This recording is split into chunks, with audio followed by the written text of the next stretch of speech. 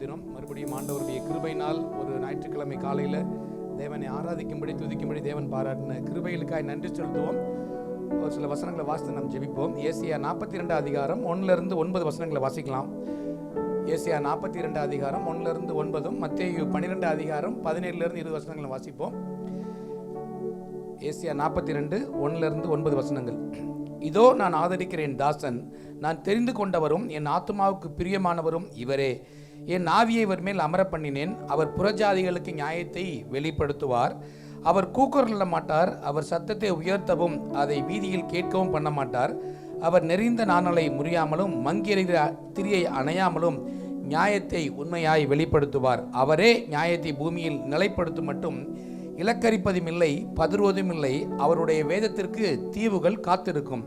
வானங்களை சிருஷித்து அவைகளை விரித்து பூமியையும் அதில் உற்பத்தியாகிறவர்களும் பரப்பினவரும் அதில் இருக்கிற ஜனத்திற்கு சுவாசத்தையும் அதில் நடமாடியவர்களுக்கு ஆவியையும் கொடுக்கிறவருமாகிய கர்த்தராகிய தேவன் சொல்லுகிறதாவது, நீர் குருடருடைய கண்களை திறக்கவும் கட்டுண்டவர்களை காவலில் இருந்தும் இருளில் இருக்கவரை சிறைச்சாலையிலிருந்து விடுவிக்கவும் கர்த்தராகிய நான் நீதியின்படி உம்மை அழைத்து உம்முடைய கையை பிடித்து உம்மை தற்காத்து உம்மை ஜனத்திற்கு உடன்படிக்கையாகவும் ஜாதிகளுக்கு ஒளியாகவும் வைக்கிறேன்.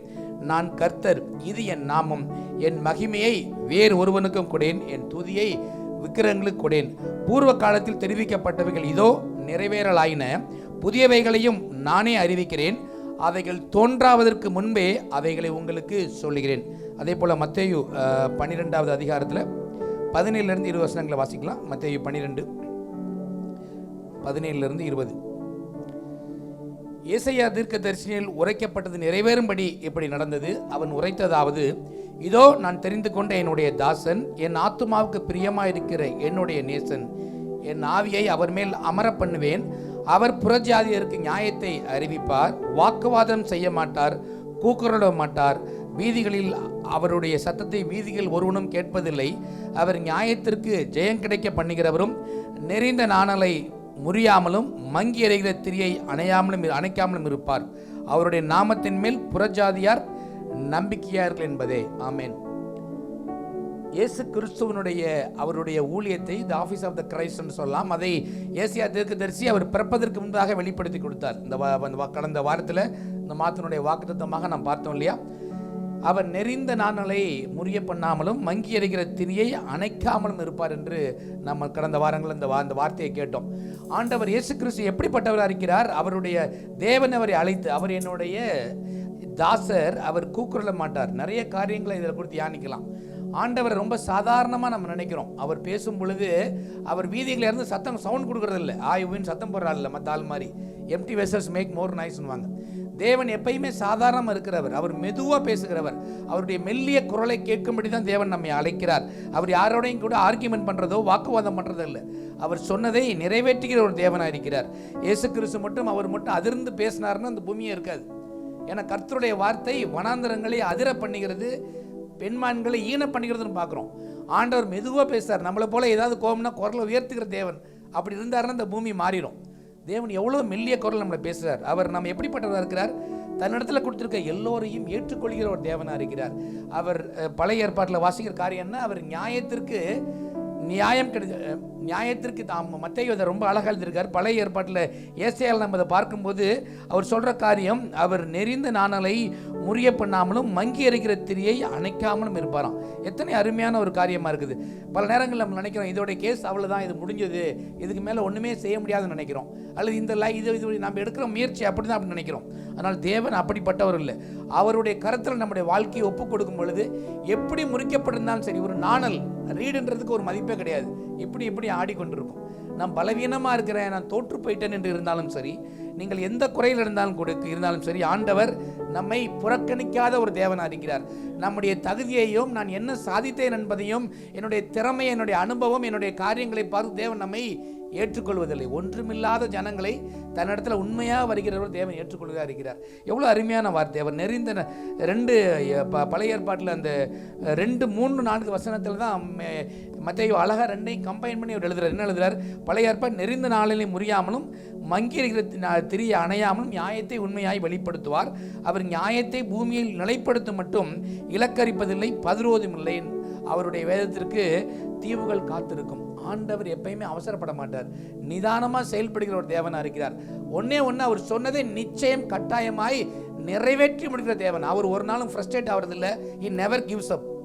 அவர் சொன்னதை செய்து முடிக்கிற தேவனாக இருக்கிறார், பதட்டப்படாத ஒரு தேவன். ஆகவே இன்றைக்கு நம்முடைய வாழ்க்கையை அவர் கையில் ஒப்புக் கொடுப்போம். எப்படி இருந்தாலும் சரி, இந்த வருடத்தினுடைய 2வது பகுதியில் நம்ம இருக்கிறோம், 7வது மாதத்துடைய 2வது நாட்களில் வாரத்தில் இருக்கிறோம். நம்முடைய வாழ்க்கையை அவர் கையில் ஒப்புக் கொடுப்போம். ஆண்டவரே, நெறிந்த நாணலை போல இப்படி அப்படி போய்கொண்டிருக்குது, அல்லது ரொம்ப கம்மியாக தான் திரி எரியுது, எவ்வளோ நாளைக்கு இது போகும் என்று தெரியல என்று எப்படிப்பட்டு இருந்தாலும் கூட அவருடைய கையில் ஒப்புக் கொடுக்கும் பொழுது அதை ரிஜெக்ட் பண்ணாமல் அணையாமல் எப்போ நமக்கு நியாயம் கிடைக்கிற வரைக்கும் அதை செயல்படுகிற தேவனாக இருக்கிறார். இப்போ ஏசியாவில் அவர் சொல்றாரு, நியாயத்தை பூமியில நிலைப்படுத்துவார் என்று சொல்கிறார். ஆனால் மத்தேயு மிக அழகாக 12:20 என்ன சொல்றாரு? நியாயத்திற்கு நியாயம் கிடைக்க செய்வார், நீதிக்கு நியாயம் கிடைக்க. He will bring justice to the victory. அதான் சொல்லி பாருங்க, அவர் நியாயத்திற்கு ஜெயம் கிடைக்க பண்ணுவாராம். மத்தேயு அவர் அதை செய்வார் என்பதை, அந்த நீதியை நிலைப்படுத்துவார் என்று சொல்றத மத்தேயு 2ஐயும் ஒன்றாக இணைத்து நமக்குரிய நியாயத்தை அவர் நியாயப்படுத்தி செயல்படுத்துவார். அப்படின்னா என்ன? He will fight for us. நமக்காக ஒரு யுத்தம் செய்வார். அவர் நமக்காக செயல்படுகிற ஒரு தேவன். ஏதோ ஒரு கையாளாக தேவன் அல்ல, ஒரு பாசிவான தேவன் அல்ல, நமக்காக செயல்படுகிற, நம்மை பார்க்கிற, நம்மை விசாரிக்கிற ஒரு தேவனை நாம் ஆராதிக்கிறோம். நம்ம அவசரப்பட வேண்டியதில்லை, நம்ம பதட்டப்பட வேண்டியதில்லை, பயப்பட வேண்டிய அவசியம் இல்லை. அவருடைய கருத்தில் இருக்கும்போது, ஆண்டவர் என் வாழ்க்கை எப்படி இருந்தாலும் சரி, லேசாக தான் எரியுது, ஏதோ ஓட்டிக்கொண்டிருக்கிறேன், எப்படி போகன்னு நினைத்தாலும் சரி, அல்லது முறிகிற மாதிரி இருக்குது ஆண்டவரே அப்படின்னு நினைத்தாலும் சரி, ஒரு நாள் He will never reject. தன்னிடத்தில் வருகிறவன் எவனும் புறம்பே தள்ளாத ஒரு தேவனாக இருக்கிறார். உலகம் புத்திசாலியையும் அறிவாளியையும் ஞானத்தையும் பணக்காரனையும் கொண்டாடும் பொழுது, நான் ஒன்றுமில்லை என்று ஆண்டவர்கிட்ட வந்து நம்மை தாழ்த்தி ஒப்புக் கொடுக்கும் பொழுது, தேவன் நம்மை பற்றி எரிய செய்கிற ஒரு பெரிய அனலாய் மாற்ற தேவனாக இருக்கிறார். இன்றைக்கு சோர்ந்து போயிருந்தால் கூட நம்மை கட்டி எழுப்புகிறவர் அவரை. அவருடைய கையில் நம்முடைய வாழ்க்கையை ஒப்புக் கொடுப்போம். கண்களை மூடி நாம் ஜெபிப்போம். ஆண்டவரே, இந்த அருமையான காலை வேலைக்காய் நன்றி செலுத்துகிறோம். ஆண்டவரே, ஏதோ நாங்கள் ஒரு சபைக்கு வந்தோம் கேட்டோம் என்றதல்ல, என் வார்த்தையை கேட்டு எங்களை அறிவு வளர்ப்பதற்காக நான் வரல. ஆண்டவரே, கேட்கிற வார்த்தைகள் எங்கள் இருதயத்தில் 30, 60, 100 இருக்க உதவி செய்யுங்க ராஜா.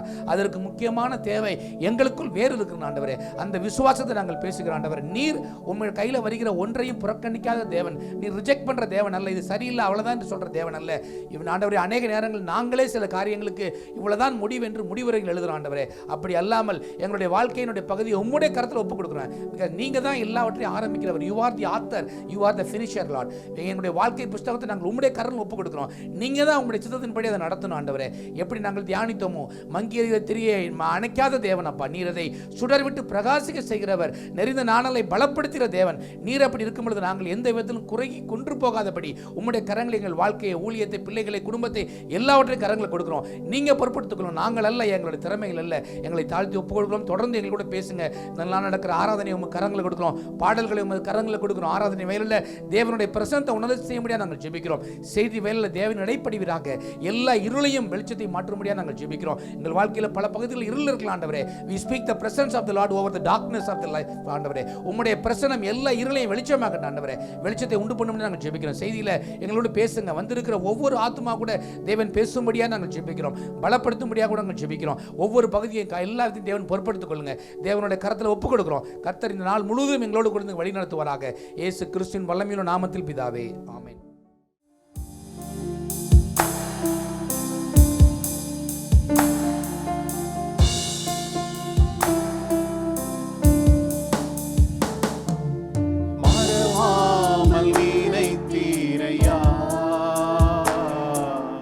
மனதார நன்றி சொல்வே, என்னை மறவாமல் நினைத்தீரையா. மனதார நன்றி சொல்வே,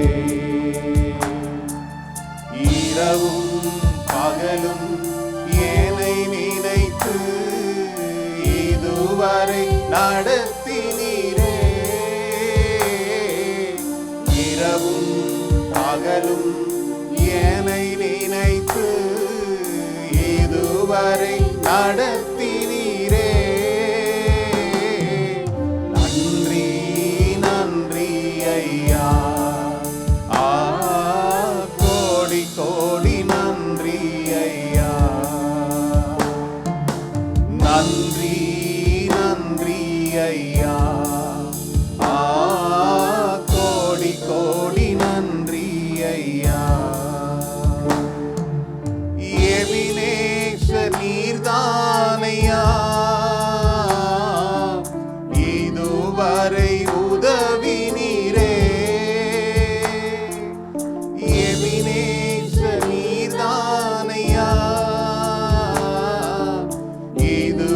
இதுவரை உதவினீரே. எல்ரோய் எல்ரோய் என்னையும் கண்டீரே, எப்படி நான் நன்றி சொல்வேன். எல்ரோய் எல்ரோய் என்னையும் கண்டீரே, எப்படி நான் நன்றி சொல்வேன். நன்றி நன்றி ஐயா, கோடி கோடி நன்றி ஐயா. நன்றி நன்றி ஐயா, கோடி கோடி நன்றி ஐயா. பலவீன நேரங்களில் பலன் தந்தீரையா. பலவீன நேரங்களில் பலன் தந்தீரையா. சுகமானின் சுகமானின் தழும்புகளால் சுகமானின் என் குடும்ப மருத்துவர் நீரே. சுகமானின் சுகமானின் தழும்புகளால் சுகமானின் என் குடும்ப மருத்துவர் நீரே. நன்றி நன்றி ஐயா, கோடி கோடி நன்றி ஐயா. நன்றி நன்றி ஐயா, கோடி கோடி நன்றி ஐயா. தடைகளை உடைத்தீரையா, தள்ளாட விடவில்லையே. தடைகளை உடைத்தீரையா, தள்ளாட விடவில்லையே. சோர்ந்து போன நேரமெல்லாம் தூக்கி என்னை சுமந்து வாக்கு தந்து தேற்றினீரே. சோர்ந்து போன நேரமெல்லாம் தூக்கி என்னை சுமந்து வாக்கு தந்து தேற்றினீரே. நன்றி நன்றி ஐயா, கோடி கோடி நன்றி ஐயா. நன்றி ராஜா. நன்றி நன்றி ஐயா, கோடி கோடி நன்றி ஐயா. மறவாமல் நினைத்தீரையா, மனதார நன்றி சொல்வேன். என்னை மறவாமல் நினைத்தீரையா, மனதார நன்றி சொல்வேன். இரவும் பகலும் என்னை நினைத்து இதுவரை நடத்தினீரே. இரவும் பகலும் என்னை நினைத்து இதுவரை நடத்தினீரே. நன்றி நன்றி ஐயா, கோடி கோடி நன்றி ஐயா. நன்றி நன்றி. வாய்களை திறந்து கர்த்தாவே, எத்தனையோ நேரங்களில் நாங்கள் வீழ்ந்து போகிற சமயங்களில் எல்லாம் எங்களை தூக்கி நிறுத்தினீரே. எங்களை கரம் பிடித்து காத்தீரே ராஜா. இந்த உலகத்திற்கு பயந்து ஓடிய நாட்கள் உண்டு ராஜா. எங்கள் தேவைகளை சந்திப்பதற்காக இந்த எவ்வளவோ காலங்களில அப்பா நாங்கள் ஓடி உழைத்த தருணங்கள் உண்டு ராஜா.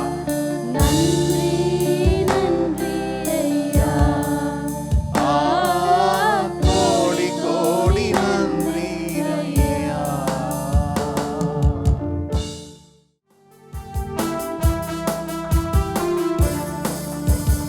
இஸ்ரவேலின் தேவனாகிய கர்த்தாவே,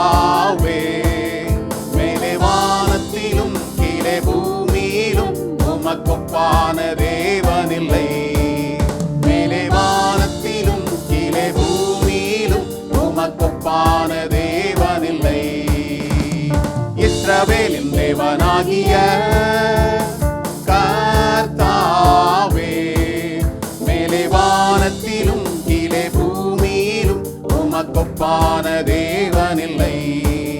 மேலே வானத்திலும் கீழே பூமியிலும் உமக்கொப்பான தேவனில்லை. வானத்தையும் பூமியையும் உண்டாக்கின தேவன், நட்சத்திரங்களை பெயர் சொல்லி அழைத்த தேவன்.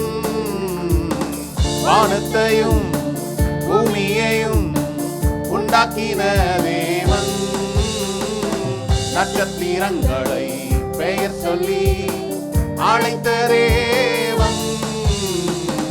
உமக்கு சீலைகள் இல்லையே, உன் கையில் ஆயுதம் இல்லையே. உமக்கு சீலைகள் இல்லையே, உன் கையில் ஆயுதம் இல்லையே. இஸ்ரவேலின் தேவனாகிய கர்த்தாவே, மேலே வானத்திலும் கீழே பூமியிலும் உமக்கொப்பான தேவனில்லை. மேலே வானத்திலும் கீழே பூமியிலும் உமக்கொப்பான தேவனில்லை.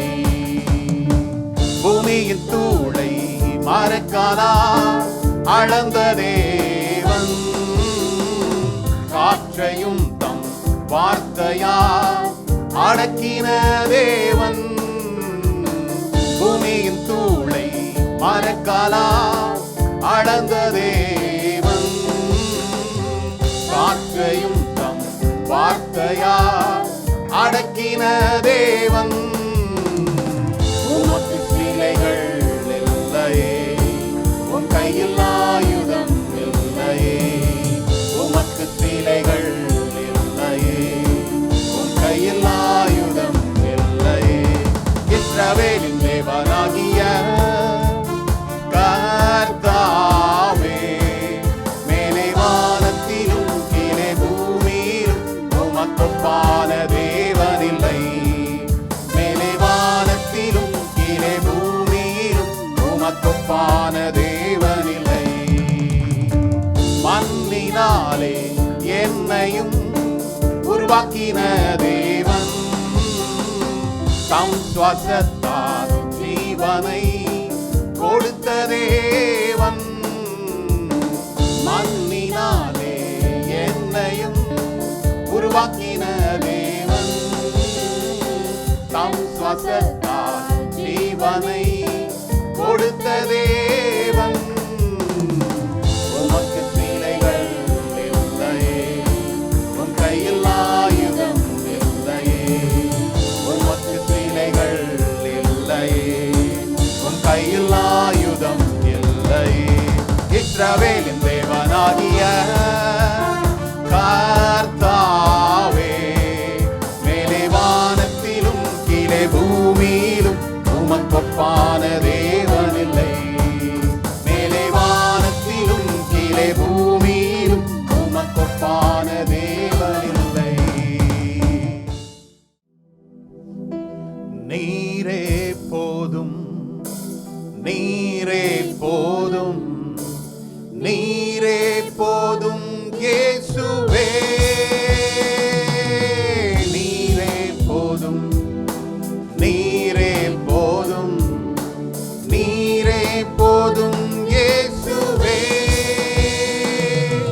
கழுதை போல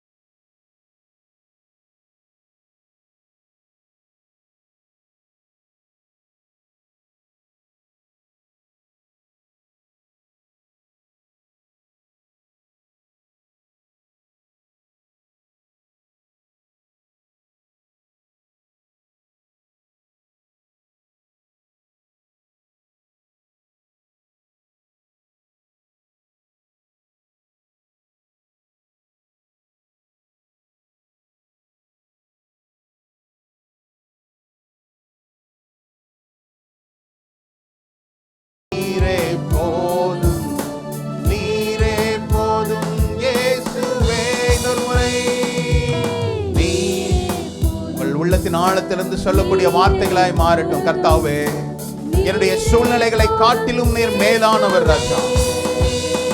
என்னுடைய பாடுகளை காட்டிலும் நீர் மேலானவர். என்னுடைய மன அழுத்தத்தை காட்டிலும் நீர் மேலானவர். என் தேவைகளை காட்டிலும் நீர் மேலானவர் ராஜா. நீர் போதும், நீரே போதும், நீரே போதும் இயேசுவே.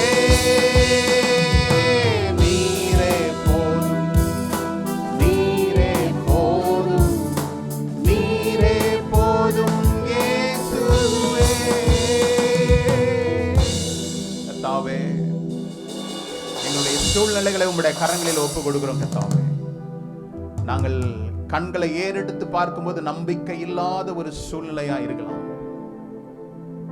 கிதியோன் மீதியானியர்கள் வெட்டுக்கிளிகளை போல சேனைகளை பார்க்கும்போது கர்த்தர் சொல்றாரு, உனக்கு இருக்கிற இந்த பலத்தோடு கூட போ, உன்னை அனுப்புகிறவன் நான் அல்லவா என்று சொல்றார். நம்பிக்கை இல்லாத ஒரு நிலைதான். திரளான சேனைகள் மத்தியில் ஒரு 300 பேரை மாத்திரம் எடுத்துக்கொண்டு நீ புறப்படுன்னு சொன்ன மாத்திரத்துல அவன் சேனைகளை, திரளான சேனைகளை பார்க்கல. தேவனுடைய வார்த்தையை நம்பி 300 பேரோடு கூட போய் அவர்கள் எல்லாரையும் மடங்கடித்தான் என்று நாங்கள் பார்க்கிறோம். அதே ஒரு விசுவாசத்தை எங்களுக்கு கொடுங்கப்பா. நீங்க மாத்திரம் போதும். கர்த்தரே, நீர் எங்களோடு கூட இருப்பதனால், நீர் எங்களோடு கூட உம்மை சார்ந்து இருப்பதனால நீர் எங்களுக்கு ஒரு பெரிய பலத்த வெற்றியை, ஜெயத்தை நீர் எங்களுக்கு தரும்படியாய் அப்பா கர்த்தரே உம்மிடத்தில் சார்ந்து நிற்கிறோம். கர்த்தாவே, இந்த மனநிலையோடு கூட கர்த்தாவே, என்னுடைய தேவைகள் அதிகமாக இருக்குது சுவாமி, என்னுடைய பிரச்சனைகள் அதிகம் ராஜா. இதை எப்படி நாம் செய்ய போறேன்னு தெரியல. எதிர்காலத்தில் நான் என்ன செய்யணும் அப்படின்னு எனக்கு புரியல. கர்த்தாவே, உண்மையே நோக்கி பார்க்கிறேன். நீர் ஒருவரே எனக்கு ஆலோசனை கர்த்தராயிருந்து என்னை நடத்தும். நீர் ஒருவரே எனக்கு பரிகாரியா இருங்க கர்த்தாவே. நீர் ஒருவரே எனக்கு வைத்தியரா இருங்க கர்த்தாவே. அப்பா, ஒரு சிறு பிள்ளையை கரம் பிடித்து நடத்துவது போல நீங்களை நடத்துங்க. எங்களை உம்முடைய கரங்களில ஒப்பு கொடுக்கிறோம் சுவாமி. நீர் எங்களை மகிமைப்படும், எங்களில் நீர் மகிமைப்படும். எங்களுக்குள்ள சகல காரியங்களிலும் கர்த்தாவே நீர் தேவன் என்பதை உணர்ந்து கொள்ளத்தக்கதாக எங்கள் வாழ்க்கையில் நீர் அற்புதம் செய்யும்படியாக எங்களை தாழ்த்தி உம்முடைய கரங்களில ஒப்பு கொடுக்கிறோம்ப்பா. நீர் மகிமைப்படும். எங்களுடைய சகல காரியங்களிலும் நாங்கள் உண்மையே நம்பி இருக்கிறோம் சுவாமி. நீரே போதும்னு சொல்லி வெறும் பாடல்கள் அல்ல, எங்கள் இருதயத்திலிருந்து கர்த்தாவே இந்த வந்த அந்த வார்த்தைகள் இந்த காலை வேளையில அப்பா விண்ணப்பங்களாய் மாறட்டும், ஜெபமாய் மாறட்டும். காத்திருக்கிற இந்த வேளையில எங்களை நீர் உற்சாகப்படுத்துகிறீர், பலப்படுத்துகிறீர் கர்த்தாவே. உயர் ஸ்தலங்களில் ஏறி வர செய்கிற தேவனாய் இருக்கிறீர். தாழ்த்தி உம்முடைய கரங்களில் ஒப்பு கொடுக்கிறோம். தேவநாம மகிமை பெறட்டும். இயேசு கிறிஸ்துவின் நாமத்தில் தான். ஆமென், ஆமென், ஆமென்.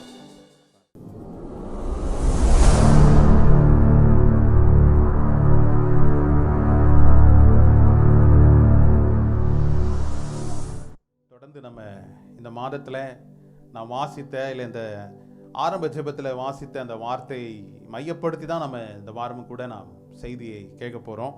இல்லை, நான் வாசித்த பிரகாரமாய் மத்தேயு 12:20 இல்லை, அவர் நியாயத்திற்கு ஜெயம் கிடைக்க பண்ணுகிற வரைக்கும் நெறிந்த நாளலை முறிக்காமலும் மங்கி எறிகிற திரியை அணைக்காமலும் இருக்கிறார் அப்படின்னு பார்த்தோம். நமக்கு நீதி செய்யும் வரை அவர் என்ன செய்ய இல்லாமல் கைவிடுகிற தேவனே இல்லை. ஆனால் நாம் கடந்த வாரத்தில் பார்த்தோம், லாபான் யாக்கோபனுடைய சுதந்திரத்தை எப்படியாவது பற்றி கொள்ளலாம், உலக பிரகாரமான காரியங்களில் இருந்து அவனை வஞ்சித்து ஏதாவது எடுத்துக்கொள்ளலாம்னு சொல்லி பார்த்த காரியங்களை நம்ம பார்க்கிறோம். ஆனால் இந்த வாரத்தில் கர்த்தர் நம்முடைய ஆவிக்குரிய காரியங்களில் சத்ருவானவன் நம்மை வஞ்சிக்காதபடி நம்மை எச்சரிப்பை விடுக்கிறார் என்று சொல்லி நம்ம தியானிக்க இருக்கிறோம். கர்த்தர் நம்மை சத்ருனிடத்திலிருந்து வஞ்சிக்கப்படாதபடிக்கு அவர் என்ன செய்யறார்? நம்மை காத்து கொள்ளுகிற தேவன், நம்மை உருவாக்குகிற தேவனா இருக்கிறார். சில காரியங்களில் நாம் என்ன செய்யணும்? முதிர்ச்சி அடைந்து எது சத்ருவனிடத்திலிருந்து வருகின்ற காரியம் என்ன என்பதை அடையாளம் கண்டுகொண்டு நாம் என்ன செய்யணும்? அதை விட்டு விலகி இருக்கும்படி கர்த்தர் நம்மை உருவாக்குகிற தேவனா இருக்கிறார். இல்ல அப்படிதானே? இல்ல, சத்ருனுடைய வஞ்சனை இல்ல. இந்த நாளுடைய செய்தியின் தலைப்பு சத்ரு உங்களை வஞ்சியாதபடி எச்சரிக்கையாயிருங்கள் அப்படின்னு சொல்லி உங்களோடு கூட நான் பேச இருக்கிறேன். நம்ம அநேக நேரம் நம்ம நினைக்கிறோம், நம்ம ஈஸியாக பிளேம் பண்ணுறோம் மற்றவங்கள. நம்ம ஏதாவது ஒன்று நடந்துச்சுன்னா இன்னொருத்தரை நம்ம என்ன செய்கிறோம், பழியை வேற இடத்துல போட்டுடுறோம்.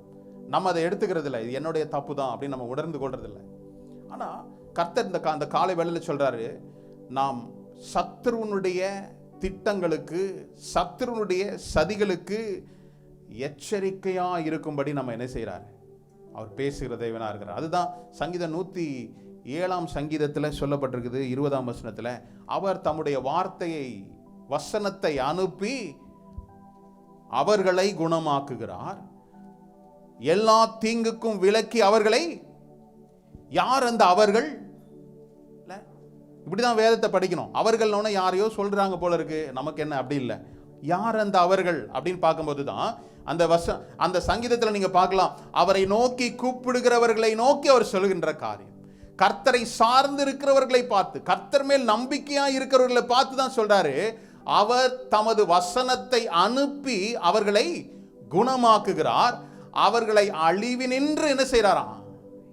ஆமா, யார் அந்த அவர்கள்? அப்போ ஆமா, ஒரு சிலர் தான் டவுட்டா நான் தான் அந்த அவர் அப்படின்றாங்க.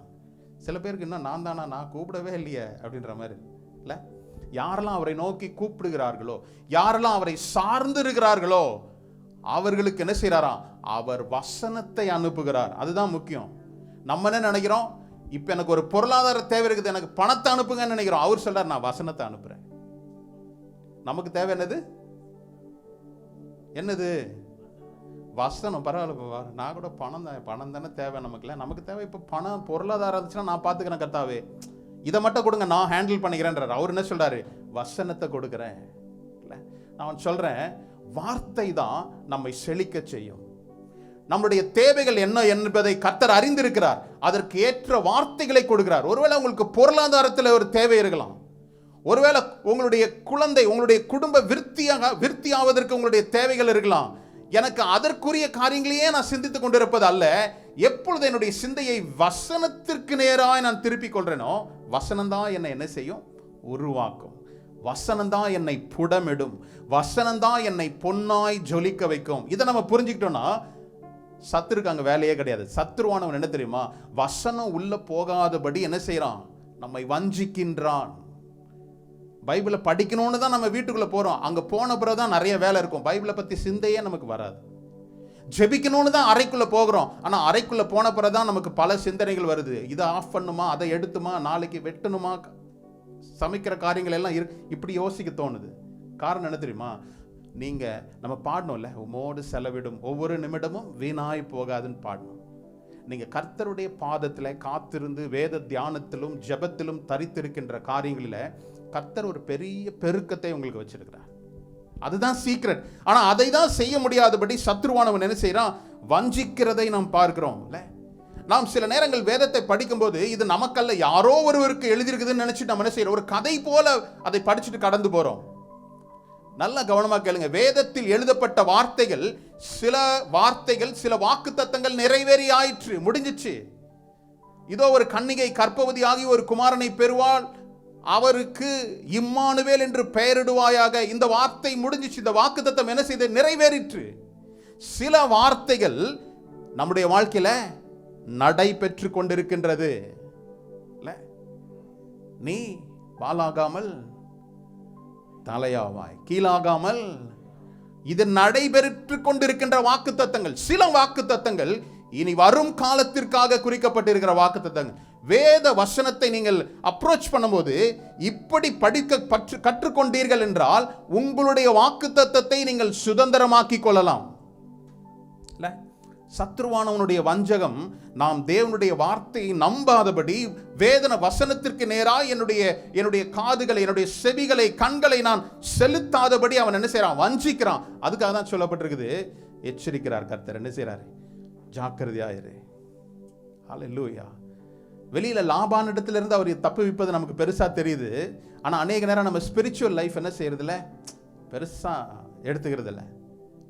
உலகத்தின் காரியங்கள் நமக்கு ரொம்ப பெருசா தெரியுது, ஆனால் வேதத்தின் காரியங்களை நாம் ரொம்ப மட்டுப்படுத்துகிறவர்களா இருக்கிறோம். கர்த்தர் இந்த காலை வேளையில உங்களை ஊக்குவித்து உற்சாகப்படுத்துவார் என்று சொல்லி நான் நம்புறேன். பாருங்க, எனக்கு ரொம்ப ரொம்ப பிடித்தமான ஒரு வசனம் ரோமர் 4:20 24 வரையும் சொல்லப்பட்ட வார்த்தை என்னது? ஆபிரகாமை குறித்து சொல்லப்பட்ட காரியம். ஆபிரகாம் என்ன சொல்லப்பட்டிருக்கு பாருங்க, 20வது வசனத்துல, தேவனுடைய வாக்குத்தத்தத்தை குறித்து அவன் அவிசுவாசமாய் சந்தேகப்படாமல் அப்படின்னு சொல்லப்பட்டிருக்குது. ஆபிரகாமுக்கு கர்த்தர் உரைத்த வார்த்தை என்னது? நான் உனக்கு ஒரு குமாரனை கொடுக்க போறேன்னு சொன்னாரு. வாக்குத்தத்தம் பண்ணப்பட்டபடி நான் உனக்கு ஒரு குமாரனை கொடுப்பேன் என்று சொல்றாரு. இந்த வார்த்தையை அவன் நம்பி விசுவாசியாமல் போகாதபடி, சந்தேகப்படாதபடி. அப்ப என்ன அர்த்தம்? இந்த காலை வேளையில இல்ல உங்களுடைய வேத வாசிப்புல கர்த்தர் உங்களுக்கு வெளிப்படுத்துகிற வார்த்தையின் மேல் நீங்க விசுவாசம் உள்ளவர்களா இருக்கணும், சந்தேகப்படாம இருக்கணும். இந்த 2 காரியம் தான் சத்துருவானவன் என்ன செய்வான்? சந்தேகத்தையும் விசுவாசம் இல்லாத இருக்கிற சூழ்நிலைகளையும் அவன் என்ன செய்வான்? அனுமதிக்கிறான். நாம் புரிந்து கொள்ள வேண்டிய காரியம், கர்த்தர் சொன்னா அது நடக்கும். When he said it, it will settle it. அவர் சொன்ன காரியம் அவரால் செய்ய முடியும் என்ற நம்பிக்கை நமக்கு வேணும். நம்ம என்ன நினைக்கிறோம்? சில சூஸ் பண்ணிக்கிறோம். சில வார்த்தைகள் எனக்கு சாதகமான வார்த்தைகளை கை கொண்டு அதையே சொல்றதுனால அல்ல, கர்த்தர் உங்களுடைய இருதயத்தில் இந்த வேத வசனத்திலிருந்து வார்த்தைகளை வெளிப்படுத்துகிற வார்த்தைகள் உங்களுடைய வாழ்க்கையில கட்டாயம் செய்யும், நடக்கும். 21வது வசனம் பாருங்களேன். 21ல சொல்லப்பட்டிருக்குது, தேவன் வாக்குத்தத்தம் பண்ணினதை நிறைவேற்ற வல்லவராய் இருக்கிறார் என்று முழு நிச்சயமாய் நம்பி தேவனை மகிமைப்படுத்தி விசுவாசத்தில். நான் ஒரு விசுவாசியா இருப்பது போதாது, விசுவாசத்தினுடைய வல்லமைக்கு நேராக நாம் போனோம். ஸ்ட்ராங், ஒரு நல்ல ஒரு ஸ்ட்ராங் பிலீவர் பிரதர். சில பேரை இன்ட்ரோடியூஸ் பண்ணுவாங்கல்ல, இவர் பயங்கரமான ஆளு பாஸ்டர், உள்ள போய் பார்த்தா தான் தெரியும் பயங்கரமான ஆளா, ஆளே பயங்கரமான. விசுவாசியா இருப்பதோடு அல்ல, 20வது வசனத்துல பார்த்தோம், அவன் சந்தேகப்படாமல் விசுவாசம் உள்ளவனாய் இருந்தான். 21வது வசனத்துல நிச்சயம் என்று நம்பி விசுவாசத்தில் வல்லவனானான். எப்படியா? தேவனை, எனக்கு விசுவாசம் இருக்குதுன்னா நிச்சயமாய் நம்பி தேவனை மகிமைப்படுத்தி. எப்போ? நடந்து முடிஞ்சதுக்கு அப்புறம் மகிமைப்படுத்தினானா? குழந்தைலாம் பிறந்ததுக்கு அப்புறம் மகிமை, அது எல்லாரும் பண்ணுவாங்க.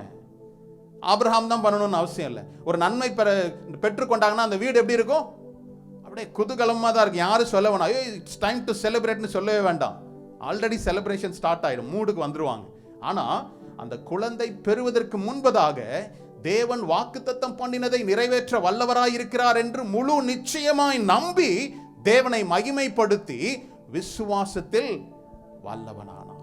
இன்னைக்கு உங்களை பார்த்து சொல்றேன், இதுவரையும் உங்களுடைய வாழ்க்கையில கர்த்தர் எந்த வார்த்தையை கொண்டு உங்களை நடத்தி கொண்டு வருகிறார்? என்னைக்காவது நம்ம யோசித்து பார்த்துருக்குமா? என்னுடைய ஸ்பிரிச்சுவல் சஸ்டெயின் பண்ற வார்த்தை இதுதான். இந்த வார்த்தை என்னை முழுமையாய் உடைத்து உருவாக்குச்சு நம்ம சொல்ல முடியுமா? அதுதான் பர்சனல். கர்த்தர் எனக்கு கொடுத்த வார்த்தை, இந்த வார்த்தை என்னை உடைத்து உருவாக்கிச்சு பாஸ்டர். அதுதான், அந்த வார்த்தை தான் உங்களுக்கு ஒரு ரூட்டா இருக்கும், உங்களுக்கு வேறா இருக்கும். அடுத்தது 22வது வசனம், ஆகையால் அது அவனுக்கு நீதியா எண்ணப்பட்டது. 23, அது அவனுக்கு நீதியா எண்ணப்பட்டது என்பது அவனுக்கு மாத்திரமல்ல எனக்காகவும் எழுதப்பட்டிருக்கிறது, உங்களுக்காகவும் எழுதப்பட்டிருக்கிறது. ஆபிரகாமுக்கு சொன்ன அந்த வாக்குத்தத்தத்தை அவன் உறுதியாய் பற்றி கொண்டு சந்தேகம் இல்லாமல் விசுவாசித்து தேவனை மகிமைப்படுத்தி விசுவாசத்தில் வல்லவனானான். அது அவனுக்கு நீதியா எண்ணப்பட்டது. அது அவனுக்கு நீதியா எண்ணப்பட்டது என்பது அவனுக்காக மாத்திரம் அல்ல, நமக்காகவும் எழுதப்பட. என்ன அர்த்தம்? அப்போ இந்த வார்த்தை இன்னும் லைவ்ல இருக்கு இல்ல? யாரெல்லாம் அதை சுதந்திரிச்சு கொள்ள முடியுமோ அதை என்ன செய்யலாம்? You can claim it. நீங்க அதை பெற்றுக்கொள்ள முடியும். அப்ப வார்த்தை என்பது ஜீவனுள்ள வார்த்தை. இந்த வார்த்தை ஜீவனுள்ளதா இருக்கிறது. இந்த ஜீவனுள்ள வார்த்தை என்னையும் என்ன செய்யும்? ஜீவனடைய செய்யும், உயிர்ப்பிக்க செய்யும். எந்த மருத்துவர்களும் இது முடியாது, இதுதான் பிரச்சனைனா கூட கர்த்தர் அந்த வார்த்தை உங்களை என்ன செய்யும்? உயிரடைய செய்யும். நல்லா யோசிச்சு பாருங்க. எசேக்கியேல் தீர்க்கதரிசியை பார்த்து கர்த்தர் ஒரு இடத்துக்கு கூட்டு போறாரு. அங்க போய் பார்க்கறான், எல்லாம் உலர்ந்த எலும்புல ஜீவனே இல்லை. பச்சையான எலும்புனா கூட ஏதாவது சான்ஸ் இருக்குன்னு யோசிப்போம். உலர்ந்த எலும்புகள். சொல்றாரு, இந்த எலும்புகள் உயிரடையுமா? அவன் சொல்றான், அவனுக்கு நம்ம அநேக நேரம் நம்ம சேஃபர் சைடு தான்ல. எனக்கு தெரியாது கர்த்தாவே, உங்களுக்கு நல்லா தெரியும். ஆமாம், என்கிட்ட கேட்காதீங்க. இந்த ஊரில் ரொம்ப ஃபேமஸான டைலாக் என்னது? I don't know. I don't நோன்னா பிரச்சனையே இல்லை, நம்மளை இதுக்கப்புறம் கேட்கவே முடியாது இல்லை, தெரியும். ஆனால் வேற நம்ம சொல்லி ஏன் மாட்டிக்கணும்? ஐ டோன்ட் நோ அன்ற மாதிரி, எனக்கு உமக்கு எல்லாம் தெரியும்ப்பா அப்படின்னு சொன்ன உடனே அவர் சொல்றார், இந்த வார்த்தையை பேசு. அவன் சொல்றான், உங்களுடைய வாழ்க்கையில் நம்பிக்கை இல்லாத சூழ்நிலையிலும் கூட ஏதோ பேசி வைப்போமோன்னு இல்லை, பேசுனா உயிரடையும்ன்ற விசுவாசத்தில் வல்லவராய் இருக்கும்போது நீங்கள் பேசின வார்த்தைகள் என்ன செய்யும்? கண்டிப்பாக நடக்கும். இல்லை, அவனுக்காக மாத்திரமல்ல, நமக்காகவும் எழுதப்பட்டிருக்குது. அடுத்த வசனம், அடுத்தது முக்கியமான வசனம். நம்முடைய கர்த்தராகிய இயேசுவை மரித்தோரில் இருந்து எழுப்பினவரை விசுவாசிக்கிற நமக்கும் அப்படியே எண்ணப்படும். யார் எழுப்பினவர்? பிதாவாகிய தேவன், இயேசு கிறிஸ்து, இவங்க 3 பேரை நீங்க விசுவாசிக்கிறவர்களா இருந்தா உங்களுக்கும் அப்படியே எந்த காரியம் இது முடியாது, கைவிடப்பட்டது. நம்ம அதுதான் பார்த்தல, நெறிந்த நாணலை முறிக்காமலும் மங்கி எரிகிற திரியை அணைக்காமலும். இதெல்லாம் சான்ஸ். நெறிந்த நாணலை யாரும் முறிக்கணும்ல, அது ஆட்டோமேட்டிக்கா என்ன செய்யும்? ஒரு பலவீனமான ஒரு சூழ்நிலை, மங்கி எரிகிற, இன்னும் கொஞ்ச நேரம் எரிஞ்சிட்டு அணைஞ்சு போயிடும். ஆனால் அவர் என்ன செய்யறார்? பாதுகாக்கிறவராக இருக்கிறார். எப்பொழுது?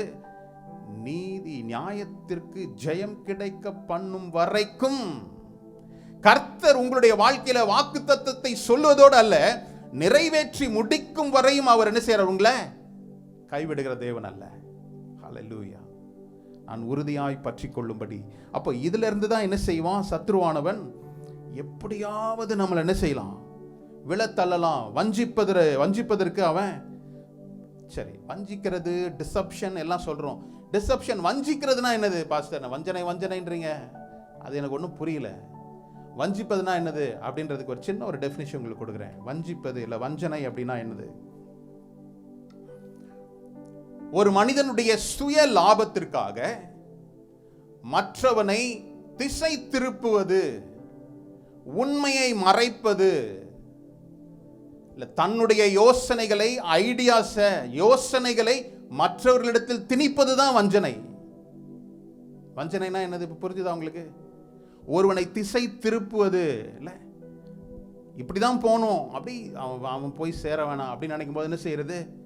கூட கொஞ்ச நேரம் சுத்தி போட்டோம் அப்படின்ட்டு இந்த பக்கமா போங்க அப்படின்னு சொல்றது இல்ல. திசை என்னுடைய லைஃப்ல என்னுடைய கோலை அச்சீவ் பண்ண முடியாதபடி என்னை திசை திருப்புவதும், உண்மையை மறைப்பதும், அவனுடைய திட்டங்களை இல்லை யோசனைகளை நம்முடைய வாழ்க்கையில திணிப்பதும், இதுதான் வஞ்சனை.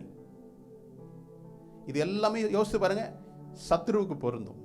பிசாசாகிய சத்ருவுக்கு என்னது? இது பொருந்தும்.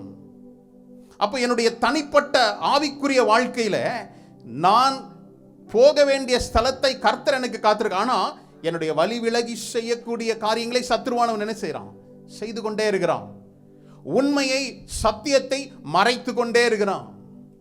அவனுடைய சிந்தைகளை, அவனுடைய காரியங்களை என்னுடைய வாழ்க்கையில திணித்து கொண்டே இருக்கிறான். எனக்கு வேண்டாம் நினைச்சா கூட மொபைல் எடுத்து நம்ம தேவையான ஒரு சர்ச் பண்ணி பார்க்கிறோம். ஆனா அதுக்குள்ள நடுவில் என்ன வருது?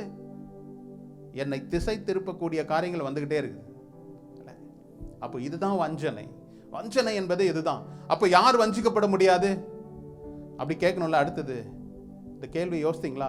எல்லாம் வஞ்சிக்க பார்ப்போம். எப்படிதான் வஞ்சனையிலிருந்து தப்புவது? ஒருவன் சத்தியத்தை சரியாக அறிந்திருந்தால் இந்த வஞ்சனைகளுக்கு, சத்ருனுடைய வஞ்சனைகளுக்கு என்ன செய்ய முடியாது? ஆளாக முடியாது. எனக்கு ஒரு காரியம் சரியா முற்றிலுமாய் தெரிந்திருந்ததுன்னா என்னை ஏமாற்ற முடியாது. அப்படிதானே? ஒரு காரியம் இப்படிதான் நடக்கும் அப்படின்னா அந்த காரியத்தில் ஒரு மனுஷனை ஏமாற்ற முடியாது. அது போலவே சத்தியத்தில் சரியான அறிவை நாம் பெற்றுக்கொண்டோம் என்றால் நாம் ஏமாற முடியாது. அழகான உதாரணங்களை கொடுக்க முடியும். சத்ருவானவன் ஏவாளை வஞ்சிப்பதற்கும் இயேசு கிறிஸ்துவை சோதிக்கும்படி அவர் வஞ்சனை செய்யும்படி வரும்போது 2 பேருடைய ஹேண்டில் வேற மாதிரி இருந்ததுல. இயேசுவானவரிடத்தில் வரும்போது என்ன சொன்னார்? எழுதப்பட்டு இருக்கிற வார்த்தைகளின்படி அவர் என்ன செய்தார்? தன்னை மேற்கொண்டு இந்த சத்ருனுடைய வஞ்சனைக்கு ஆளாகாமல் தன்னை காத்து கொண்டார்.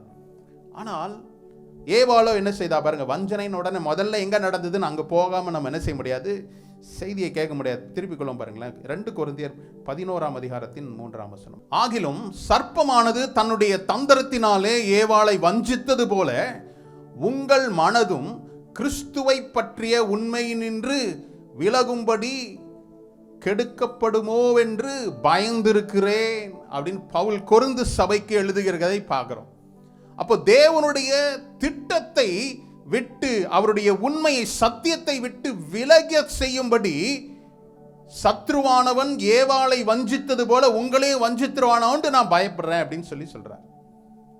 தேவனுடைய திட்டத்திலிருந்து என்னை வழி விலக, வஞ்சனையினுடைய ஃபர்ஸ்ட் என்னது, என்னை வழி விலக செய்யும்படி, என்னுடைய தரிசனத்தில் இருந்து, கர்த்தருடைய அழைப்பில் இருந்து, கர்த்தருடைய வார்த்தையிலிருந்து என்னை வழி விலக செய்வதற்கு தான் சத்ருவானுடைய வஞ்சனையா இருக்குது. அதுதான் ஏவாள் இடத்துல செய்தான்ல. ஆமா, திருப்பிக் கொள்ளும் பாருங்களேன், ஆதியாகமம் 2ஆம் அதிகாரத்திலேயே என்ன நடந்தது.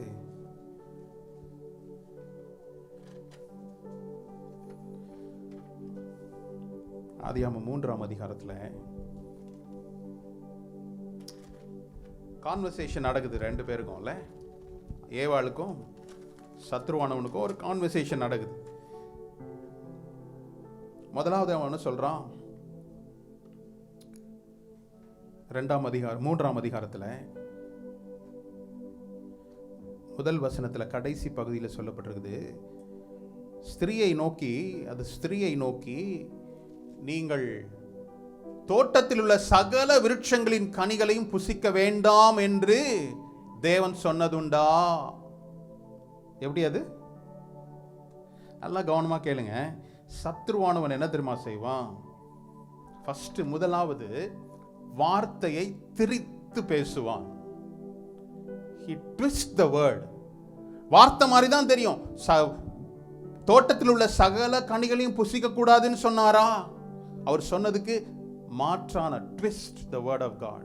கர்த்தருடைய வார்த்தையை திரித்து பேசுகிறவனாய் காணப்படுவான். என்னை வழி விலக செய்யணும்னா சத்தியத்தை சத்தியமாக அல்ல, சத்தியத்தை திரித்து பேசுகிறவனாய் இல்ல, திரித்து பேசுகிறவனாய் அவன் என்ன செய்யறான்? மாறுகிறான். அடுத்தது பாருங்க, அடுத்தது என்ன செய்யறான்?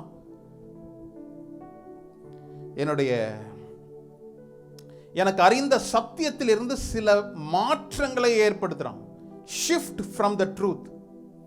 சத்தியத்தில் இருந்து ஒரு சின்ன மாற்றத்தை அவன் முதலாவது என்ன செய்யறான்? வார்த்தையை திரித்து பேசுகிறான். சத்தியத்தில் சில மாற்றங்களை ஏற்படுத்துகிறான். என்ன சொல்றான்? அடுத்தது இல்ல நாங்க சாப்பிடலாம்னு சொன்னாங்க, இவனை சொல்றா தொடவும் வேணாம் சாப்பிடவும் வேணாம். அதுக்கு 4வது வசனத்தில் சொல்றது, சத்ருவானன் சொல்றான், அப்பொழுது சர்ப்பம் ஸ்திரியை நோக்கி நீங்கள்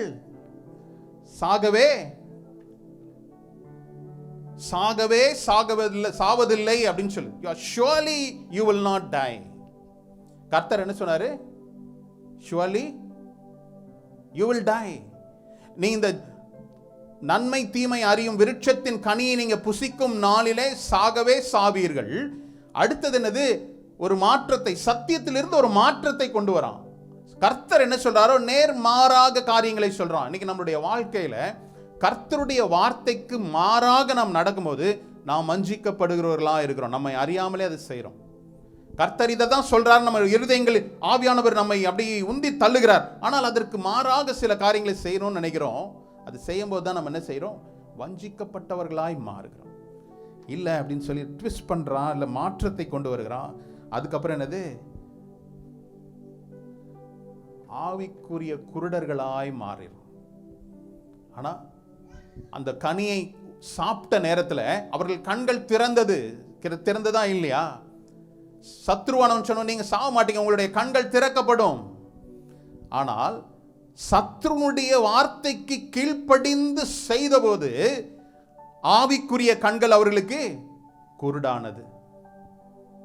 அதுவரையும் அவர்கள் சுதந்திரமாக இருந்தபோது சத்ருனுடைய வார்த்தையை கேட்ட மாத்திரத்தில் அவர்களுக்கு பயம் தொற்றிக்கொண்டது. ஓடி போய் ஒளிந்து கொள்ளணும்ன்ற ஒரு நிர்வாணி என்பதை அவர்கள் அறிந்தார்கள்.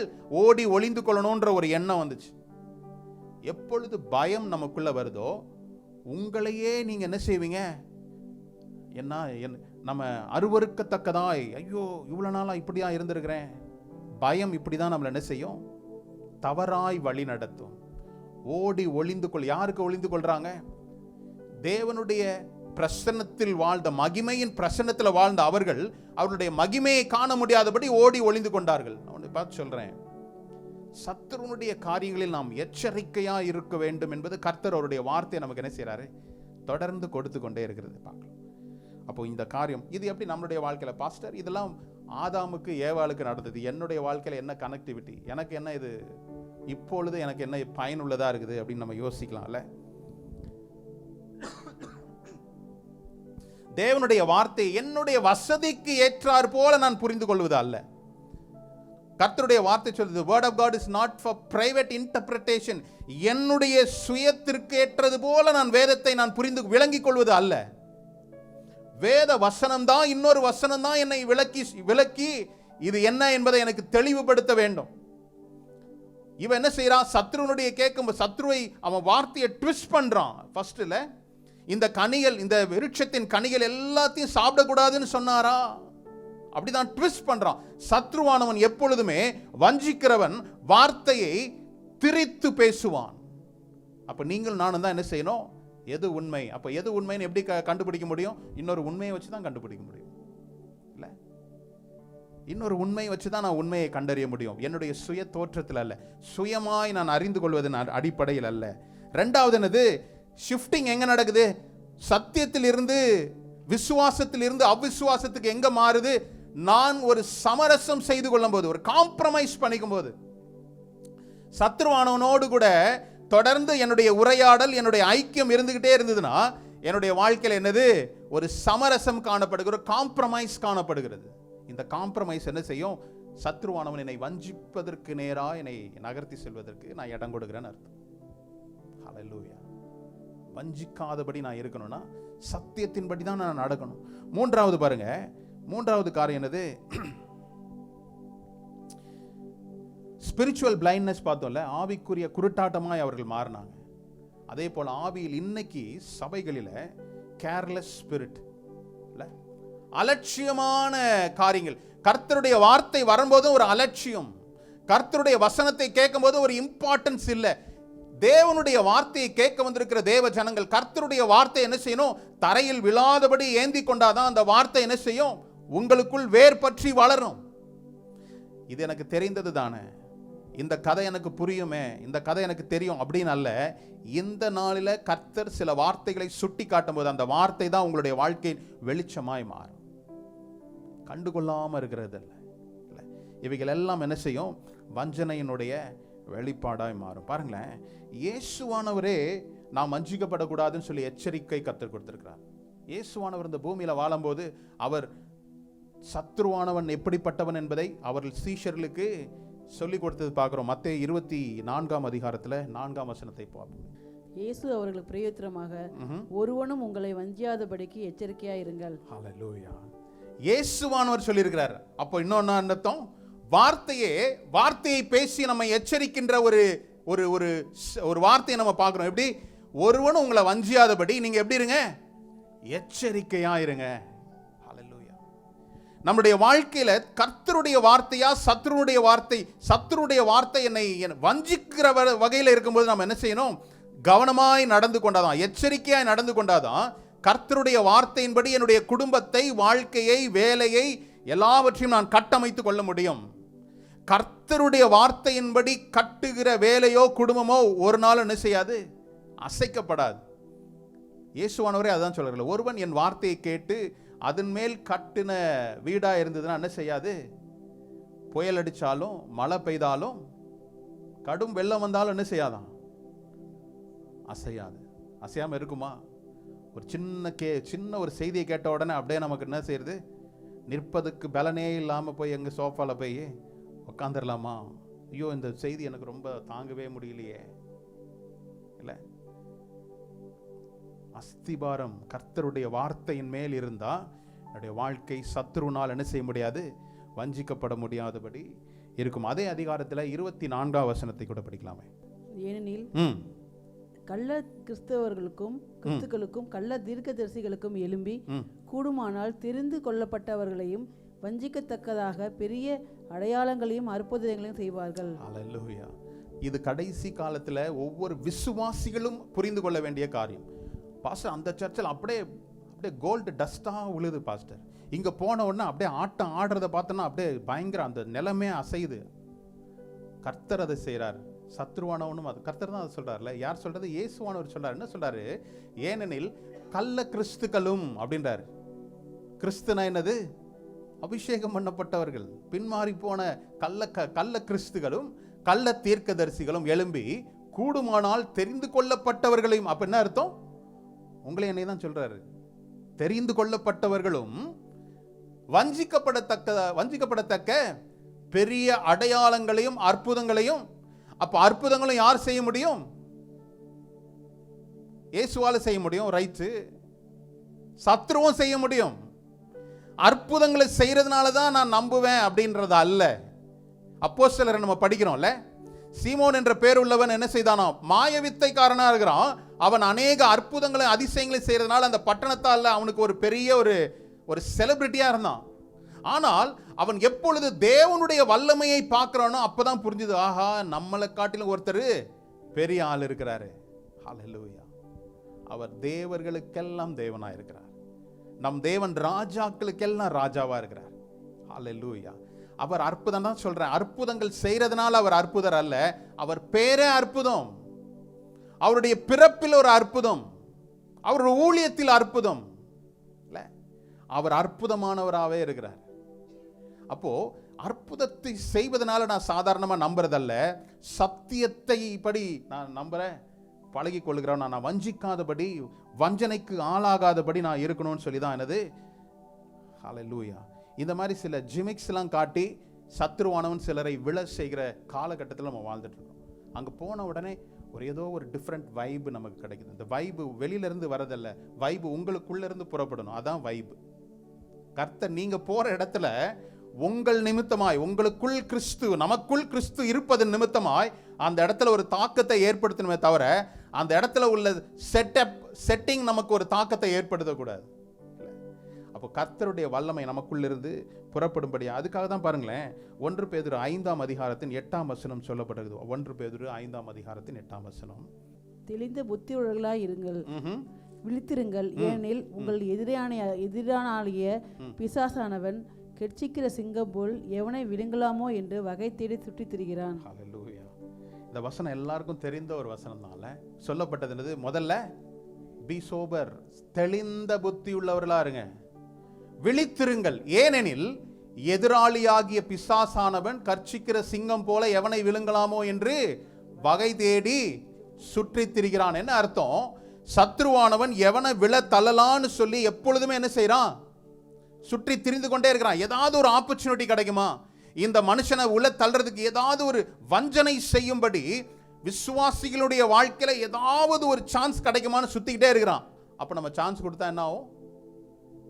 வஞ்சனைக்கு நம்ம சான்ஸ் கொடுக்கவே கூடாது. வஞ்சிக்கப்படுவதற்கு நம்ம, அதனால தான் சொல்றேன், சத்ருவானவன் வஞ்சனை செய்யாதபடி, வஞ்சிக்காதபடி எச்சரிக்கையாயிருங்கள் உங்களோடு பேசுறேன்.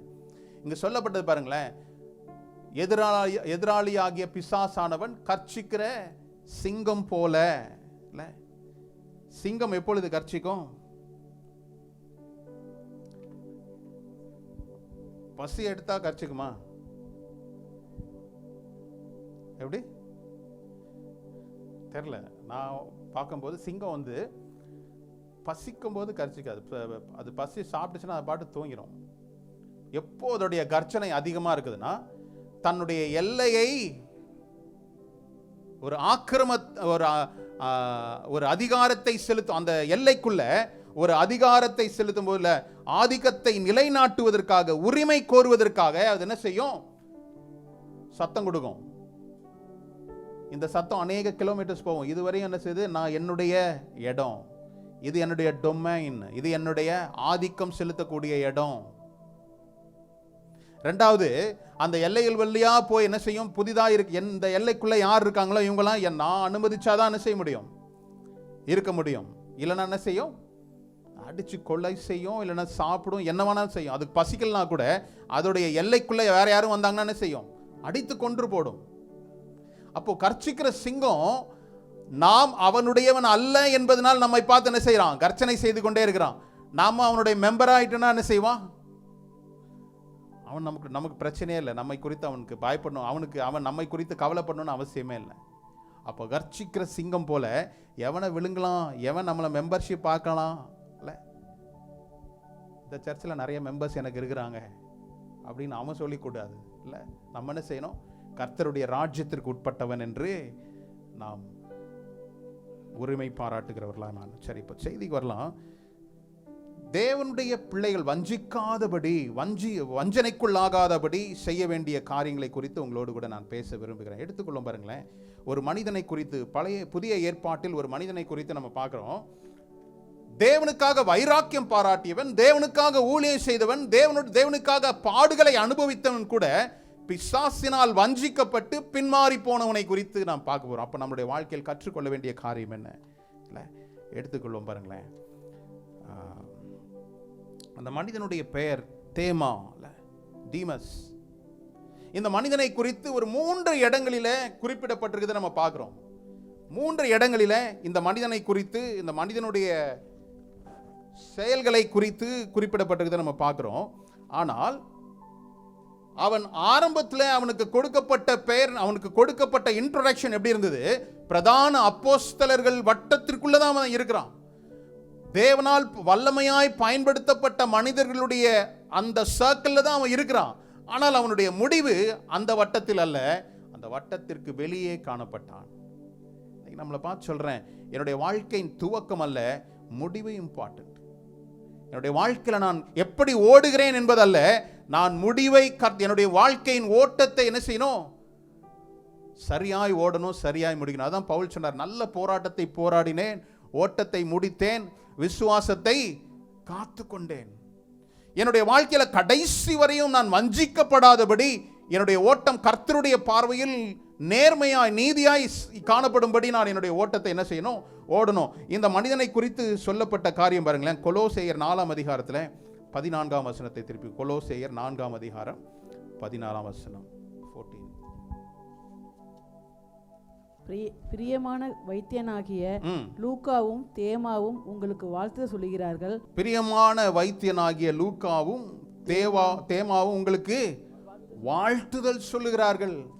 பவுல் எப்பொழுதுமே ஒரு நிருபத்தை ஒரு சபைக்கு எழுதும்போது அவன் கூட இருக்கின்ற நபர்களை குறித்து வாழ்த்துதலோடு கூட அவன் எழுதுறான். அவன் தன்னுடைய எல்லா கிரெடிட்டையும் எல்லா காரியத்தையும் அவன் எடுத்துக்கொள்கிறதல்ல, அவனோடு கூட இருக்கிறவர்களை என்ன செய்யறான்? இன்ட்ரோடியூஸ் பண்றான் மற்றவங்க. என்னோடு கூட இருக்கிறவங்க இவங்களாம் வாழ்த்துதல் சொல்றாங்க. இங்க என்ன சொல்றான்? பிரியமான வைத்தியனாகிய லூக்காவும் தேமாவும் உங்களுக்கு வாழ்த்துதல் சொல்றாங்க. கொலேசு பட்டணத்திற்கு அவன் எழுதுகின்ற நிருபத்தில் அவன் சொல்றான், பிரியமான சகோதரன், beloved brethren இருக்கிறாங்க. யாரெல்லாம்? லூக்காவும் தேமாவும் இருக்கிறாங்க அப்படின்னு சொல்றான். அப்போ பவுலினுடைய ஊழியத்துல பிரியமானவனாய் காணப்பட்டான். யாரை நம்ம பிரியமானவன்னு சொல்லுவோம்? நம்மளுடைய மன ஓட்டத்திற்கு சரியா இருக்கிறவங்கள தான் சொல்லுவோம்ல. நம்ம சொல்றதுக்கு எல்லாத்துக்கும் எதிர் பேச்சே பேசிட்டு இருந்தோம். என்னை பார்த்து சொல்லுமா, வராம்பார் பிரச்சனை, வராம்பார் எனக்கு பிரியமானவன்னு சொல்லுவோமா? இன்னொன்று புரிகிற மாதிரி சொன்னா, வராம்பாரு 7:30 சொல்லுவோம்ல. வந்துட்டான், வந்தாலே ஏதாவது ஒரு பஞ்சாயத்தை உண்டு பண்ணுவான்டா. அவனை பார்த்து பிரியமானவன்னு சொல்ல மாட்டோம்ல. அப்ப யாரை பிரியமானவனே சொல்லுவோம்? பவுல் தன்னுடைய ஊழியத்தில் தனக்கு பயனுள்ளவனாயிருக்கிறான், பயன்படுகிறவனாயிருக்கிறான். அவனுக்கு மாத்திரமல்ல, கர்த்தருடைய ஊழியத்திலே உண்மையா என்னோடு கூட இணைந்து பயணிக்கிறவனா இருக்கிறான். அவனை பார்த்து சொல்றான், நான் உங்களுக்கு ஒரு நிருபத்தை எழுதுறேன். இந்த நிருபத்தை எழுதும் போது என்னோடு கூட மருத்துவராகிய லூக்கா இருக்கிறாரு, தேமாவும் இருக்கிறாரு. அவங்களும் உங்களுக்கு என்ன செய்யறாங்க? வாழ்த்துதலை தெரிவிக்கிறார்கள். அப்போ பவுலோடு கூட இணைந்து ஊழியம் செய்கின்ற ஒரு ஊழியக்காரனா இருக்கிறான்ல. ஹல்லேலூயா. இந்த நிருபத்தை அவன் எழுதுறான். எப்படி என்ன சொல்றான்? beloved. ஹல்லேலூயா. ரோம அரசாங்கத்தால் முதல் முறை சிறை பிடிக்கப்பட்டு சிறை கைதியா இருக்கின்ற பவுலோடு கூட இணைந்து ஊழியம் செய்கிறான்.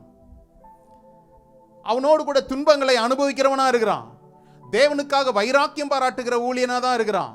அவனை பார்த்து சொல்கிறான், இஸ் மை பிலவட், எனக்கு நெருக்கமான எனக்கு பிரியமான ஒரு ஊழியனாக இருக்கிறான் அப்படின்னு சொல்லி அவனுக்கு ஒரு இன்ட்ரடக்ஷன் கொடுக்குறான். அடுத்தது பாருங்களேன், பிலமோன் 1 ஒரு அதிகாரம் தான் இருக்குது, 24வது வசனத்தை படிக்கலாமே. பிலமோன். கிறிஸ்து இயேசுவின் நிமித்தம் என்னோட கூட காவலில் வைக்கப்பட்டிருக்கிற எப்பப்ராவும் என் உடன் வேலையாட்களாகிய மார்க்கும் அரிஸ்துக்கும் தேமாவும் லூக்காவும் உமக்கு வாழ்த்து சொல்லுகிறார்கள். ஹல்லேலூயா. அடுத்த நிருபத்தில் பிலமோனுக்கு ஒனேசேமு என்கின்ற ஒரு அடிமையானவனுக்கு பரிந்து பேசக்கூடிய நிருபத்தை எழுதுகிறான். அவன் இந்த பிலமோனுக்கு எழுதும்போது என்ன சொல்றான், அநேக பேரை சொல்லிட்டு அவன் என்ன சொல்றான், என் உடன் வேலையாளாகிய என்னுடைய கோவர்க்கர், என்னோடு கூட வேலை செய்கிறவன், தேவனுடைய பணிக்காக தேவனுடைய காரியத்திற்காக என்னோடு கூட இணைந்து பணியாற்றுகிற இந்த உடன் வேலையாள்னு சொல்றான். யாரோட உடன் வேலையாளு? இன்னைக்கு யாராவது ஒரு பெரிய ஒரு செலிபிரிட்டியா இருக்கிறாங்க, அவங்களோட கூட ஆபீஸ்ல நீங்க ஒர்க் பண்ணா என்ன செய்வீங்க? எப்பயாவது அவரோட எடுத்த போட்டோவை உடனே டிபியில போட்டுறது. அவர் யார் தெரியுமா? நாங்களாம் ஒரே ஆபீஸ், நாங்களாம் ஒன்னா தான் ஒர்க் பண்ணோம், இவர் போய் ஜம்ப் பண்ணி பெரிய ஆளாயிட்டாரு. இல்ல, உடன் வேலையாளாகிய தேமா அப்படின்னு யார் சொல்றா? பவுல் சொல்றார்.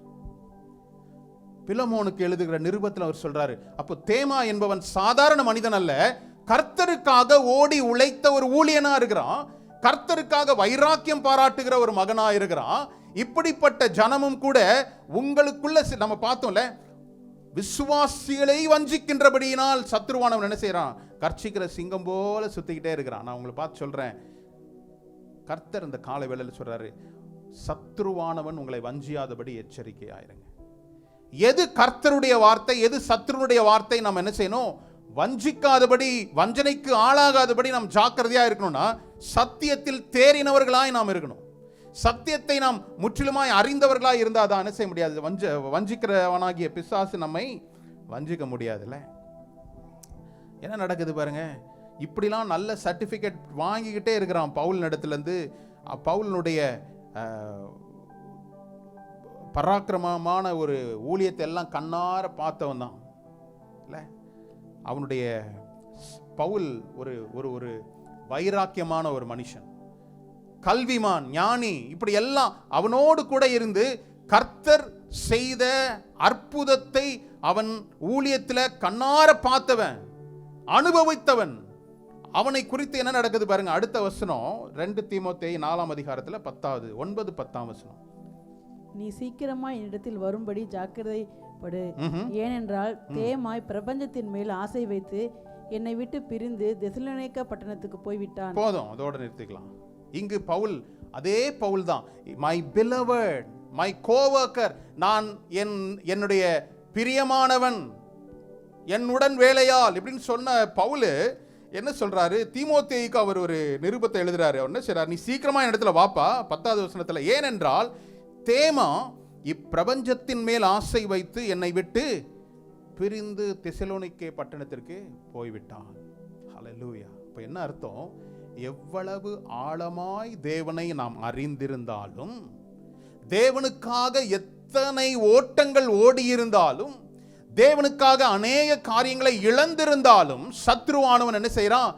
என்னை விழத்தள்ளும்படி அவன் வஞ்சனையாய் செயல்பட்டு கொண்டிருக்கிறான். ஹல்லேலூயா. எத்தனை பேர் புரியுது? நாம் அநேக நேரம் நம்ம ஒரு தீர்மானத்தை எடுக்கிறோம், கர்த்தருக்காக காரியங்களை செய்கிறோம். ஆனால் உலகத்தின் தேவைகள் வரும்போது, சில நடுக்கங்கள், சில சோர்வுகள் வரும்போது, சில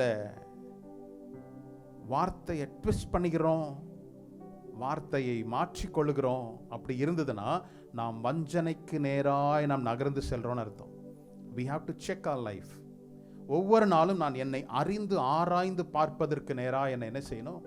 நிலை நிறுத்திக் கொள்ளணும். நான் வஞ்சிக்கப்படாதபடி இருந்தால் கர்த்தருடைய வார்த்தை நிறைந்திருக்குமே என்றால், அவருடைய திட்டங்களும் தீர்மானங்களும் என்னுடைய வாழ்க்கையில கட்டாயம் என்ன செய்யும்? நடந்தே தீரும். ஆனா ஏன் நடக்கல?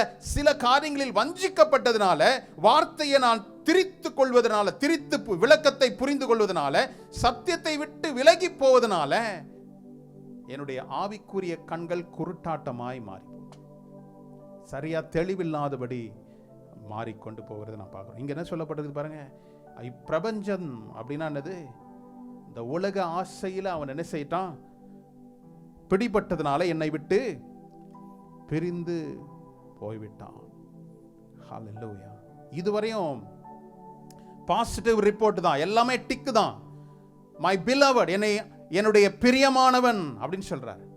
அடுத்தது சொல்றாரு, என் உடன் வேலையால் நான் அதிகமா என்னோடு கூட லேபர் பண்ணவன் அப்படின்னு சொல்றாரு. ஆனா கடைசியில் என்ன சொல்லி முடிக்கிறாரு? தேமா இப்பிரபஞ்சத்தின் மேல் ஆசை கொண்டவனா என்னை விட்டு பிரிந்து தெசலோனிக்கே பட்டணத்திற்கு போய்விட்டான் அப்படின்னு சொல்லிட்டு தீமோத்தேயுக்கு எழுதுகிற நிருபத்தில் பார்க்கிறோம். இன்னைக்கு நம்ம அநேக காரியங்களில் கர்த்தருடைய காரியங்களுக்காக நம்ம பிரயாசப்படுகிறோம், ஓடுகிறோம், உழைக்கிறோம், காரியங்களை நடப்பிக்கிறோம். தேவனுக்காக இதை செய்தேன், இதை சாதித்தேன் என்று சொல்கிறோம். அது நம்மளுடைய பதக்கம் அல்ல. இன்று நான் கர்த்தருடைய பார்வையில் உத்தமன் என்று காணப்படுகிறேனா?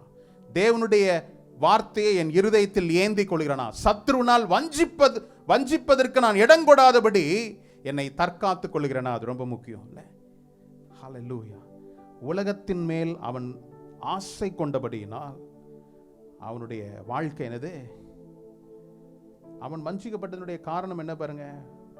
உலக ஆசை அப்படின்னு சொல்லி பவுல் சொல்றார்.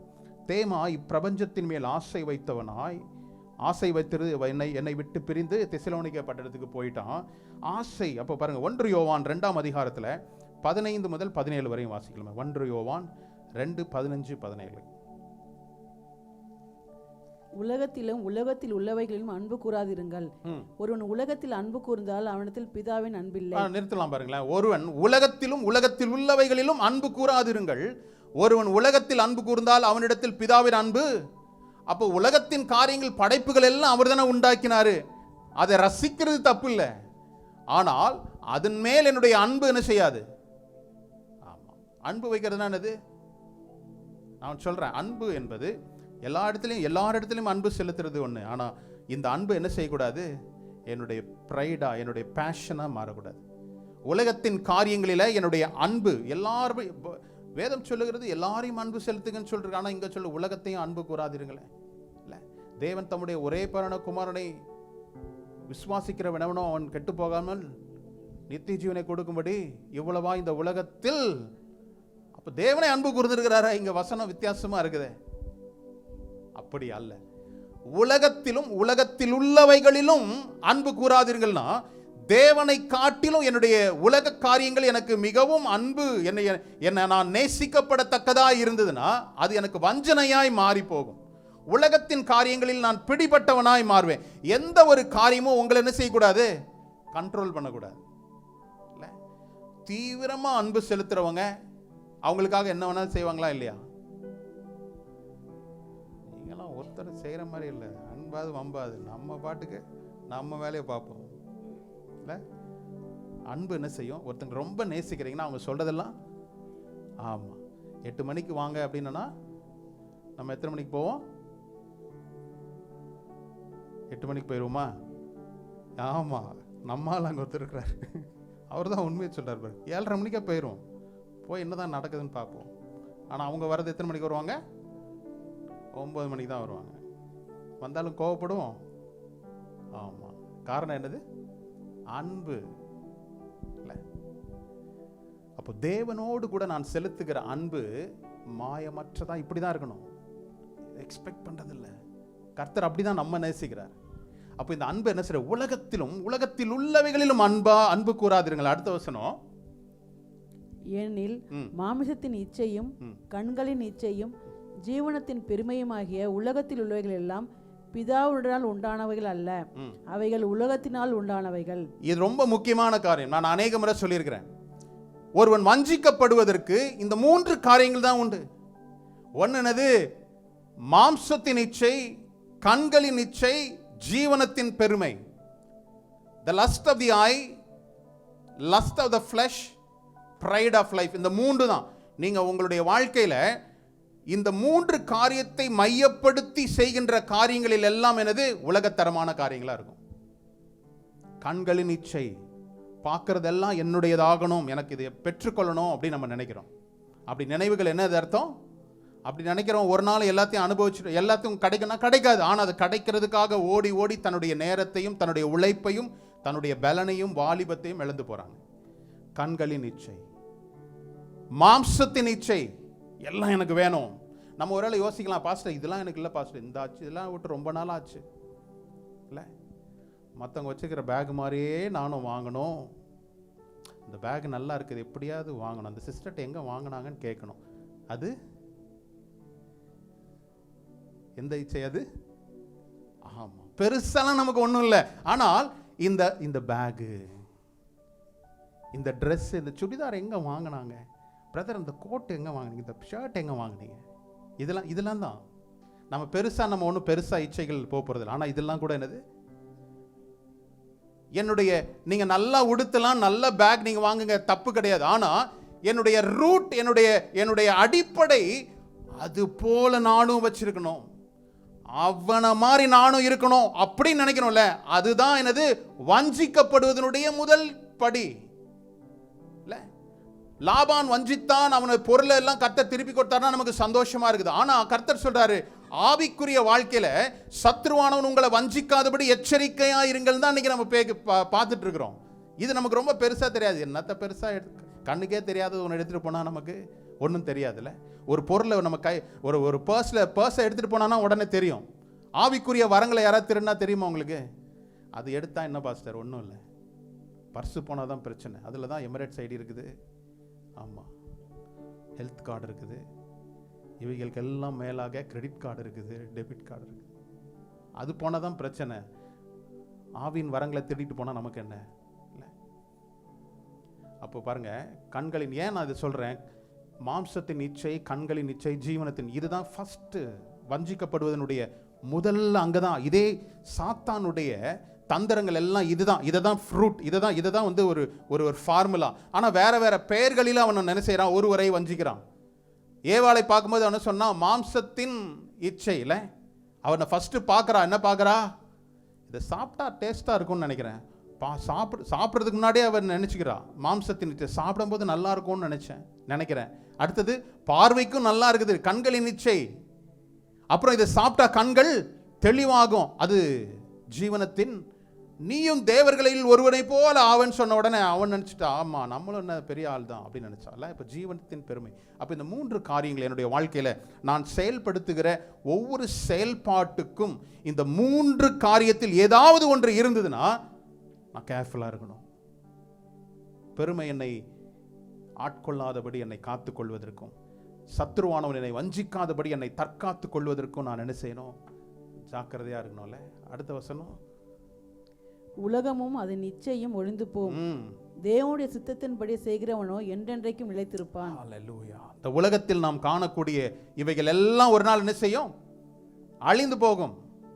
நாம் பார்க்குற இன்னைக்கு அழகான பியூட்டிஃபுல் பில்டிங்ஸ் எல்லாம் ஒரு நாள் என்ன செய்யும், உருகுலைந்து போகும். ஒரு போர் வந்துச்சுன்னா அந்த தேசமே எப்படி இருக்குது, முற்றிலுமாய் மாறி போகுது. இவைகள் எல்லாம் ஒளிந்து போகும். ஆனால் தேவனுடைய சித்தத்தின்படி செய்கிறவனோ என்றென்றைக்கும் நிலைத்திருப்பான். ஹல்லேலூயா. தேவனுடைய சித்தத்தை நாம் செய்கிறோமா? நான் பிசாசின் தந்திரங்களுக்கு நான் வஞ்சிக்காதபடி நான் இருக்கணும்னா, தேவனுடைய சித்தத்தை செய்ய பழகிட்டீங்கன்னா சத்துருனுடைய வஞ்சனைகளுக்கு நாம் என்ன செய்ய மாட்டோம், ஆளாகாமல் இருப்போம். ஹல்லேலூயா. இல்லை, ஏன்னா தேமா அவன் பிலவட் அப்படின்னு சொல்றாரு, பால் எனக்கு பிரியமானவன் அப்படின்னு சொல்றாரு. இன்னொரு நிருபத்தில் என் உடன் வேலையாள்னு சொல்றாரு. ஆனால் இங்கு என்ன சொல்றாரு, இப்பிரபஞ்சத்தின் மேல் ஆசை கொண்டவனாய் அவன் என்னை விட்டு பிரிந்து தெசலோனிக்கே பட்டணத்திற்கு என்ன செய்தான், போயிட்டான். நல்லவனை தான் ஸ்டார்ட் பண்ணோம். என்னுடைய ஆவிக்குரிய வாழ்க்கை நான் துவக்கம் நல்லா தான் இருந்தது, என்னுடைய உழைப்பும் என்னுடைய அர்ப்பணிப்பும் சரியா இருந்தது. ஆனால் அது கடைசி வரை இல்லாதபடி பாதியிலே என்ன செய்யட்டும், டைவர்ட் ஆகி போறதுக்கு சத்ருவானவனால் வஞ்சிக்கப்பட்டான். உலகத்தின் மேல் அவன் ஆசை கொண்டவனாய் மாறினான். இல்ல, யாக்கோபு 4:4 சொல்லப்பட்டிருக்குது, உலக சிநேகிதம் தேவனுக்கு விரோதமான பகை. நீங்க நல்லா யோசிச்சு பாருங்க. கர்த்தர் சொல்றாரு நீங்க எல்லாரையும் நேசிங்கன்னு சொல்றாரு, எல்லார் மேலும் அன்பு கூறுங்கன்றாரு. ஆனால் இங்க நம்ம வேதத்தில் பார்க்கிறோம், உலகத்தின் மேல் அன்பு கூறாத, உலகத்தின் மேல் சிநேகம் வைக்காத.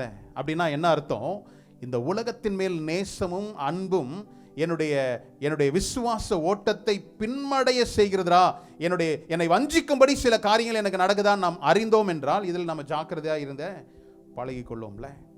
ஹல்லேலூயா.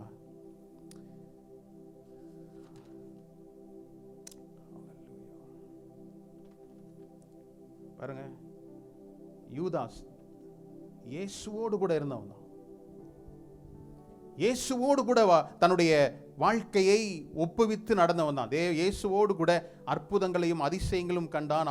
அவருடைய மகத்துவத்தை பார்த்தவன் தான். ஆனால் என்ன செய்தான்? உலகத்தின் ஆசை என்ன செய்தது? 30 வெள்ளிக்காசை பார்த்த உடனே ஒரு பெல்ட்டி. இன்னைக்கு நம்மளுடைய விசுவாசத்தினுடைய விலை என்ன? நான் என்ன செய்தாலும் நம்ம பாடுற பாடல்கள் உற்சாகமாய் பாடணும். அவர் அழகை ரசிக்கிறோன்னு பாடணும். அவர் உண்மையுள்ளவர்னு பார்க்குறோம். உம்மோடு செலவிடக்கூடிய ஒவ்வொரு நேரமும் வீணாகாதுன்னு நம்ம பாடுறோம். ஆனால் ஒரு ட்ரேட் ஏதாவது ஒன்று இது கிடைக்குது, ஆனால் இதை விடணும் அப்படின்னா என்னுடைய நிலைப்பாடு என்னவா இருக்குது? இல்லை, இது கொடுத்தா நான் இது தரேன் அப்படின்னு சொன்னால் நான் கொடுத்துட்றேன்னா? இல்லை, நான் தேவனுக்காக நான் காத்திருக்கிறேன்னா? இல்லை, 30 வெள்ளிக்காசுக்காக அவன் என்ன செய்யிட்டான்? காட்டி கொடுத்ததை பார்க்குறோம் பாருங்க. இன்னொரு நபரை குறித்து பார்க்கலாம் பாருங்களேன். இதே இதில் என்னாகமம் 32ஆம் அதிகாரத்தில் முதல் வசனத்தை படிக்கலாமே. ரூபன் புத்திரருக்கும் காத் புத்திரருக்கும் ஆடு மாடுகள் மிகவும் திரளாயிருந்தது. அவர்கள் யாசேர் தேசத்தையும் கிளையா தேசத்தையும் பார்த்தபோது அது ஆடு மாடுகளுக்கு தகுந்த இடம் என்று கண்டார்கள். ஹல்லேலூயா. போதும்.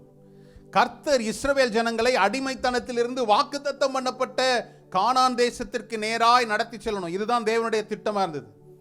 அவர்கள் அடிமைத்தன வீட்டிலிருந்து கர்த்தர் வாக்குத்தத்தம் பண்ணப்பட்ட பூமிக்கு நேராக நடத்தி செல்றாரு. ஆனால் இங்கு ரூபனும் காத் புத்திரரும் என்ன செய்யறாங்க? திரளான ஆடு மாடுகள் இருக்குது. அவர்கள் என்ன சொல்றாங்க? அவர்கள் யாசேர் தேசத்தையும் கீலேயாத் தேசத்தையும் பார்த்தபோது ஆடு மாடுகளுக்கு. இன்னைக்கு அநேக கிறிஸ்தவர்களுடைய பிரச்சனை தான். கர்த்தர் என்னை குறித்து, நம் குடும்பத்தை குறித்து ஒரு திட்டத்தை வச்சிருக்கிறாரு. நம்ம என்ன நினைக்கிறோம்? இது எனக்கு பெட்டர் பிளேஸ், இது எனக்கு சேஃப், என்னுடைய வாழ்க்கையை விட்டுருங்க, என்னுடைய ஆடு மாடுகளுக்கெல்லாம் இது என்னது? தகுந்த இடம் அப்படின்னு சொல்லி அவன் என்ன செய்யறான்? யோசிக்கிறான் பாருங்க. 5வது வசனத்தையும் படிக்கலாமே. உம்முடைய கண்களில் எங்களுக்கு தயை கிடைத்தானால் எங்களை யோர்தான் நதிக்கு அப்புறம் கடந்து போக பண்ணீராக. இந்த நாட்டை உமது அடியாருக்கு காணியாட்சியாக கொடுக்க வேண்டும் என்றார்கள். ஹல்லேலூயா. யார்கிட்ட சொல்றாங்க? மோசேயிடத்துல கேட்குறாங்க. கர்த்தா, எனக்கு தயை கிடைக்கணும்னா நான் இங்கேயே இருந்துடுறேன். கர்த்தர் என்னை கொண்டு போய் சேர்க்க வேண்டிய இடம் வேற இடம். ஆனால் என்னுடைய பார்வைக்கு இது நலமா இருக்குது. நான் வைத்திருக்கிற பொசஷன்ஸ்க்கு, நான் வைத்திருக்கின்ற ஆடு மாடுகளுக்கு இது நலமான ஒரு இடமா இருக்குது.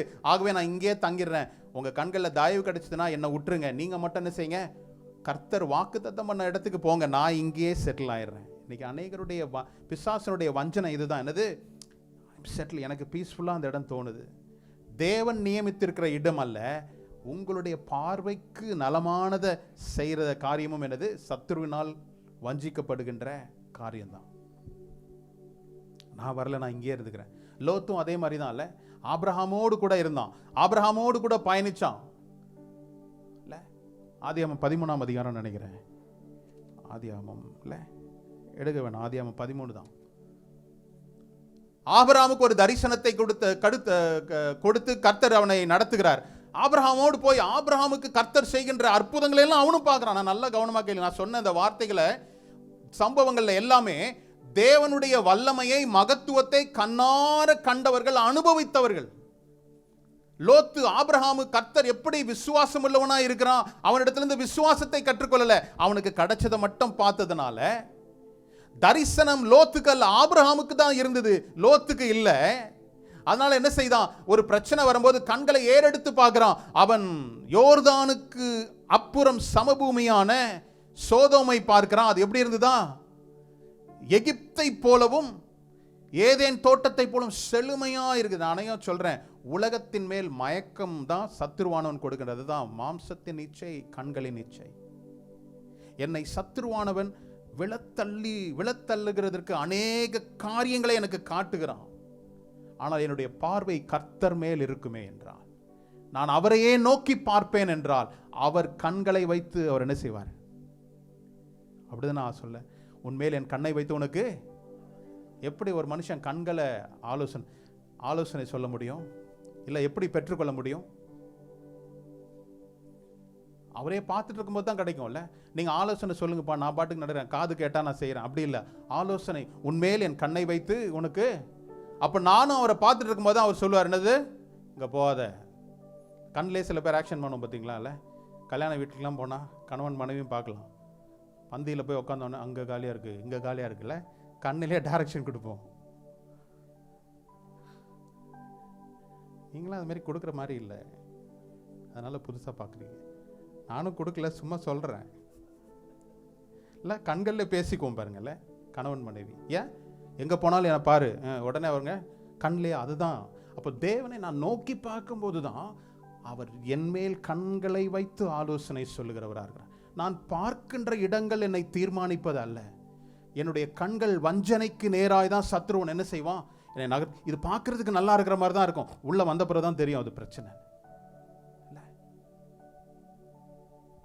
ஒரு மனுஷனை பரலோகத்துக்கு கொண்டு போகலாம் அப்படின்னு கர்த்தர் சொன்னாராம். பரலோகம் ரொம்ப போரிங்கு, நான் ஃபஸ்ட்டு என்ன செய்கிறேன், நரகத்துக்கு கொண்டு போங்க, அதை எப்படின்னு பார்த்துட்டு அதுக்கப்புறம் நான் பரலோகத்துக்கு வரேன் அப்படின்னு சொன்னாராம்.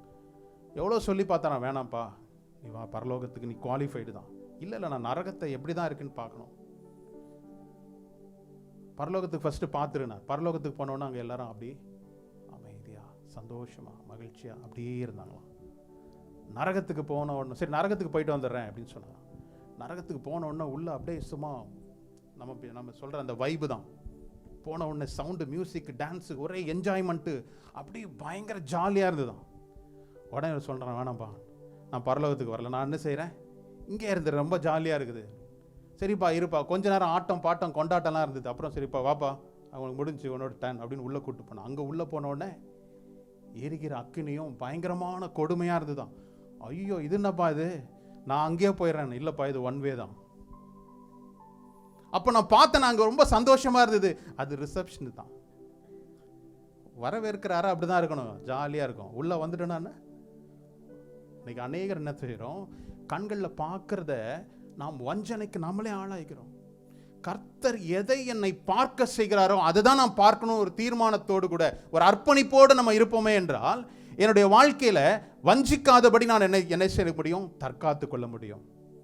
ஒரு காரியம் எனக்கு வருது, எனக்கு சாதகமாக தான் இருக்குது அப்படின்னாலும் தேவனிடத்தில் நான் ஆலோசித்து நான் செய்வேன். கர்த்தாவே இது உம்முடைய கரத்திலிருந்து வருகிறதா, இந்த நன்மை உம்மிடத்திலிருந்து தான் வருதா, நான் உணர்ந்து பெற்றுக்கொள்வேன் என்றால் நான் வஞ்சிக்காதபடி என்ன செய்ய முடியும், என்னை தற்காத்து கொள்ள முடியும். அப்போ இங்கே காரியம் வஞ்சிக்காதபடி என்னை காத்து கொள்ளணும். பாருங்களேன், அடுத்தது பாருங்க, அவனுடைய வாழ்க்கை எப்படி இருந்தது, சீஷத்துவத்தில் அவனுடைய அர்ப்பணிப்பு முழுமையா இல்லை. தேமா ஆரம்பத்தில் அவனுடைய ஊழியத்தை பவுலோடு கூட தொடங்கினார். பவுலோடு கூட ஒரு வேலை செய்யணும்னா ரொம்ப கஷ்டம் இல்லை. சில மேனேஜர்ஸோடு நீங்கள் வேலை செய்யணும்னா ரொம்ப கஷ்டம். ரொம்ப பர்ஃபெக்டாக இருப்பாங்க. பெண் இப்படி தான் வைக்கணும்னுவாங்க, மாறி இருந்ததுன்னா ஆமாம் கோவப்படுவாங்க, ரொம்ப கஷ்டம். அப்போது பவுல் அப்படிதான். பவுலோடு கூட வேலை செய்தவன் என்ன செய்தான், தன்னுடைய சீஷத்துவத்தில் அர்ப்பணிப்பில் அவன் எங்கேயோ தவற விட்டதுனால என்ன செய்தான், லேக் ஆஃப் கமிட்மெண்ட். சில நேரங்கள் தேவனுடைய வார்த்தையில் என்னுடைய கமிட்மெண்ட் எப்படி இருக்குது, எனக்கு ஏதோ ஒரு நலமான காரியம் நடக்கும்போது என்னுடைய கமிட்மெண்ட் 100%. ஆனால் நீ வேறு ஒருவருக்காக நீ இதை செய்யணும் போது என்னுடைய கமிட்மெண்ட்ல கொஞ்சம் ஸ்லகிஷாக இருக்கிற மாதிரி இருக்கு, ஒரு வீரியத்தில் ஒரு குறைவு இருக்குது இல்லை. அப்போ அவன் என்ன செய்தான், பவுலுடைய வாழ்க்கையில் அவன் பட்ட காரியங்கள் எல்லாம் அவன் பார்க்குறான். பவுல் தேவனுக்காக ஓடுகிறான், தேவனுக்காக வைராக்கியம் வர்றான். ஆனால் ஏன் கர்த்தர் அவனை சிறையிருப்பாக வச்சிருக்கிறாரு, ஏன் அவனை கர்த்தர் அவர் சிறையிருப்பில் அவன் இருக்கிறானே அப்படின்றத பார்த்து அவன் என்ன செய்யறான், ஒருவேளை டிஸ்கரேஜ் ஆகிருக்கலாம் இல்லை. ஆனால் பவுலை சிறைச்சாலையில் வைப்பதற்கு கர்த்தருடைய அனுமதி இல்லாமல் என்ன செய்யாது, நடக்காது. அதனால தான் இன்னைக்கு நமக்கு அநேக நிருபங்கள் நமக்கு கையில் கொடுக்கப்பட்டிருக்கு. அப்போ கர்த்தருடைய அந்த நிருபம் எழுதுவதற்காக அவனுக்கு அந்த காரியத்தில் அவன் என்ன செய்யிட்டான், அவன் புரிந்து கொள்ளாததுனால நடந்தது. பாருங்க, குறிப்பாக சீக்கிரம் படிப்போம். கலாத்தியர் 1ஆம் அதிகாரத்தில் 6வது வசனத்தை படிப்போமே. உங்களை கிறிஸ்துவின் கிருபையினாலே அழைத்தவர்களை நீங்கள் இவ்வளவு சீக்கிரமாய் விட்டு வேறொரு சுவிசேஷத்திற்கு திரும்புகிறதை பற்றி நான் ஆச்சரியப்படுகிறேன். வேறொரு சுவிசேஷம் இல்லையே, சிலர் உங்களை கலகப்படுத்தி கிறிஸ்துவனுடைய சுவிசேஷத்தை புரட்ட மனதாயிருக்கிறார்கள் அல்லாமல் வேறல்ல. நான் உங்களுக்கு பிரசங்கித்த சுவிசேஷத்தை அல்லாமல் நாங்களாவது வானத்திலிருந்து வருகிற ஒரு தூதனாவது வேறொரு சுவிசேஷத்தை உங்களுக்கு பிரசங்கித்தால் தபிக்கப்பட்டவனாய் இருப்பானாக. 1:6 ஒன்றும் இல்லை, 1:6 அங்கே சொல்லப்பட்ட காரியம் என்னது? நீங்கள் வாசித்தது கரெக்ட் தான், ப்ரொஜெக்ட் பண்ண சொல்கிறேன். உங்களை கிறிஸ்துவின் கிருபையினாலே அழைத்தவரை நீங்கள் இவ்வளவு சீக்கிரமாய் விட்டு வேறு ஒரு சுவிசேஷத்திற்கு திரும்பினதை பற்றி நான் ஆச்சரியப்படுகிறேன். சத்ரு தேவனுடைய வசனத்திற்கும் ஜெபிப்பதற்கும் நம்மை இடங்கொடுக்காதபடி நம்மை வழி விலக செய்வது தான். நான் ஏற்கனவே சொன்ன வஞ்சனைனா என்னன்னு. இந்த வஞ்சனையின் அடிப்படையில் என்னை வழி விலக செய்வது, சத்தியத்தை எனக்கு மறைப்பது, அவனுடைய கருத்துக்களை ஆலோசனைகளை என்னுடைய வாழ்க்கையில் திணிப்பது தான் வஞ்சனைக்குரிய காரியமா இருக்குதுன்னு பார்த்தோம்ல. அப்போ இந்த இவ்வளவு சீக்கிரமா நீங்க எப்படி மாறிட்டீங்க? அதே கலாத்தியர் 3ஆம் அதிகாரத்தில் முதல் வசனத்தை படிப்போமே. புத்தி இல்லாத கலாத்தியரே, நீங்கள் சத்தியத்திற்கு கீழ்ப்படியாமல் போகத்தக்கதாக உங்களை மயக்கினவன் யார்? இயேசு கிறிஸ்து சிலுவையில் அறையப்பட்டவராக உங்கள் கண்களுக்கு முன் பிரத்யட்சமாய் உங்களுக்குள்ளே வெளிப்படுத்தப்பட்டிருந்தாரே. ஒன்றை மாத்திரம் உங்களுக்கு அறிய விரும்புகிறேன். நியாயப்பிரமாணத்தின் கிரியைகளினாலோ விசுவாசத்தை கேள்வியினாலேயோ எதனாலே ஆவியை பெற்றீர்கள்? எதனால நீங்க பெற்றீங்க இல்ல? இன்னும் நீங்க அதை வீட்டில் போய் படிச்சு பாருங்க 4 வரையும். அப்போ சொல்றாரு எதனால நீங்க ஆவியை பெற்றிருக்கிறீங்க அப்படின்னு சொல்றாரு. அப்புறம் இந்த காரியங்கள் எல்லாம் நாம் ஏன் பார்க்குறோம், ஏன் இதெல்லாம் நம்ம படிச்சிருக்கிறோம், ஏன் இன்னைக்கு இதெல்லாம் சத்தியத்தெல்லாம் நம்ம கேட்குறோம்? இது ஒரு எச்சரிப்பாக இருக்கு. It's a caution. இது எச்சரிப்பு. தேமாவை போல தேவனால் வல்லமையாய் பயன்படுத்தப்பட்ட பவுலோடு கூட இருந்து உடன் வேலையாளாக அவனுக்கு பிரியமானவனாய் காணப்பட்ட தேமா இப்பிரபஞ்சத்தின் மேல் பிரியம் கொண்டு அவனை விட்டு பிரிந்து தெசலோனிக்கே பட்டணத்திற்கு திரும்பி போறதுக்கு காரணம் என்னது? அவன் எவ்வளோ ஊழியத்தை செய்திருந்தாலும், எவ்வளவோ அருமையான காரியத்தை தியாகத்தை செய்திருந்தாலும் கூட அவன் இப்பிரபஞ்சத்தின் மேல் ஆசை கொண்டவனாய் கடந்து போனான்ல. ஹல்லேலூயா. அதான் வேதம் சொல்லுகிறது, நிற்கிறவனே நான் இப்படி இருக்க தன்னை நிற்கிறவன் என்று எண்ணுகிறவன் விழாதபடி எச்சரிக்கையாய். நாம் எப்பொழுதும் எச்சரிக்கையாய் காஷியஸா இருக்கணும். தேவனுடைய வார்த்தைக்கு விரோதமாய் செயல்படுத்தாதபடி என்னுடைய வாழ்க்கையை நான் கட்டமைத்துக் கொள்ளணும். கடைசியாக ஒரே ஒரு வசனம், யாக்கோபு 1ஆம் அதிகாரத்தின் 22வது வசனம். அல்லாமலும் நீங்கள் உங்களை வஞ்சியாதபடிக்கு திருவசனத்தை கேட்கிறவர்களாய் மாத்திரமல்ல அதன்படி செய்கிறவர்களாயும் இருங்கள். ஹல்லேலூயா. கீவேர்டு தான். இன்னைக்கு அநேக வசனங்கள் நமக்கு தெரியும், அநேக செய்திகளை நாம் கேட்டிருக்கிறோம், அநேக பாஸ்டர்ஸ் நம்மளுடைய ஃப்ரெண்ட் ஃபாலோவர்ஸ்ல இருக்கிறோம். இங்க என்ன சொல்லப்பட்டிருக்குது? ஒருவனும் உங்களை வஞ்சியாதபடி, அப்படிதானே போட்டிருக்கல? ஆமா, ஒருவனும் உங்களை வஞ்சிக்கிறதுக்கு இல்லை, நம்மளே வஞ்சிக்கிறோன்ற அங்க சொல்லப்பட்டிருக்கு. நீங்கள் உங்களை வஞ்சியாதபடி திருவசனத்தை கேட்கிறவர்களாய் மாத்திரம் அல்ல அதன்படி செய்கிறவர்களாய் இருங்கள். இன்னைக்கு திருவசனத்தை படிக்கிறவனா இருக்கிறோம், கேட்கிறவனா இருக்கிறோம், ஆனால் செய்கிறவர்களா எந்த வசனத்தை நீங்க படிக்கிறீங்களோ அந்த வசனம் உங்களோடு கூட இடைப்படும் போது அந்த வசனத்தை செயல்பட தொடங்குங்க. அதுதான் ஃபர்ஸ்ட் ஸ்டெப். சத்துருனுடைய வஞ்சனையில் இருந்து நான் தப்பித்துக் கொள்வதற்கு திருவசனத்தை கேட்கிறவனாய் மாத்திரமல்ல செயல்படுத்துகிறவனாய் செய்கிறவனாய் நான் மாறணும். இப்படி பண்ணிட்டோம் அப்படின்னா சத்துருக்கு நமக்கு இடம் கொடுக்கவே முடியாது. தேவனுக்கு கீழ்ப்படிந்திருங்கள், பிசாசுக்கு எதிர்த்து நில்லுங்கள், அப்பொழுது அவன் உங்களை விட்டு ஓடி போவான். முதல் தான் அதுல ஃபர்ஸ்ட் தான் முக்கியம். நம்ம பிசாசுக்கு எதிர்த்து நில்லுங்கள், அவன் உங்களை விட்டு ஓடுவான், இதெல்லாம் தெரியும். அதுக்கு முன்னாடி சொன்னதுதான் முக்கியம். தேவனுக்கு கீழ்ப்படிந்திருங்கள். அப்புறம் தான் தேவனுக்கு கீழ்ப்படியாம நம்ம பிசாசு மட்டும் எதிர்த்துட்டே இருந்தோம்னா அவன் என்ன செய்வான்? நம்மள ஊதி தள்ளிட்டு போய்கிட்டே இருப்பான். இயேசு நம்மோடு கூட இல்லைன்னா நாம் வெறும் துரும்பு தான், ஈஸியாக நம்மளை ஹேண்டில் பண்ணிடுவான். ஆனால் இயேசு நமக்குள்ளே இருக்கும்போது தான் அவனுக்குள்ள ஒரு பயம் வரும். அப்போ இந்த கடைசியாக இந்த வசனத்தில்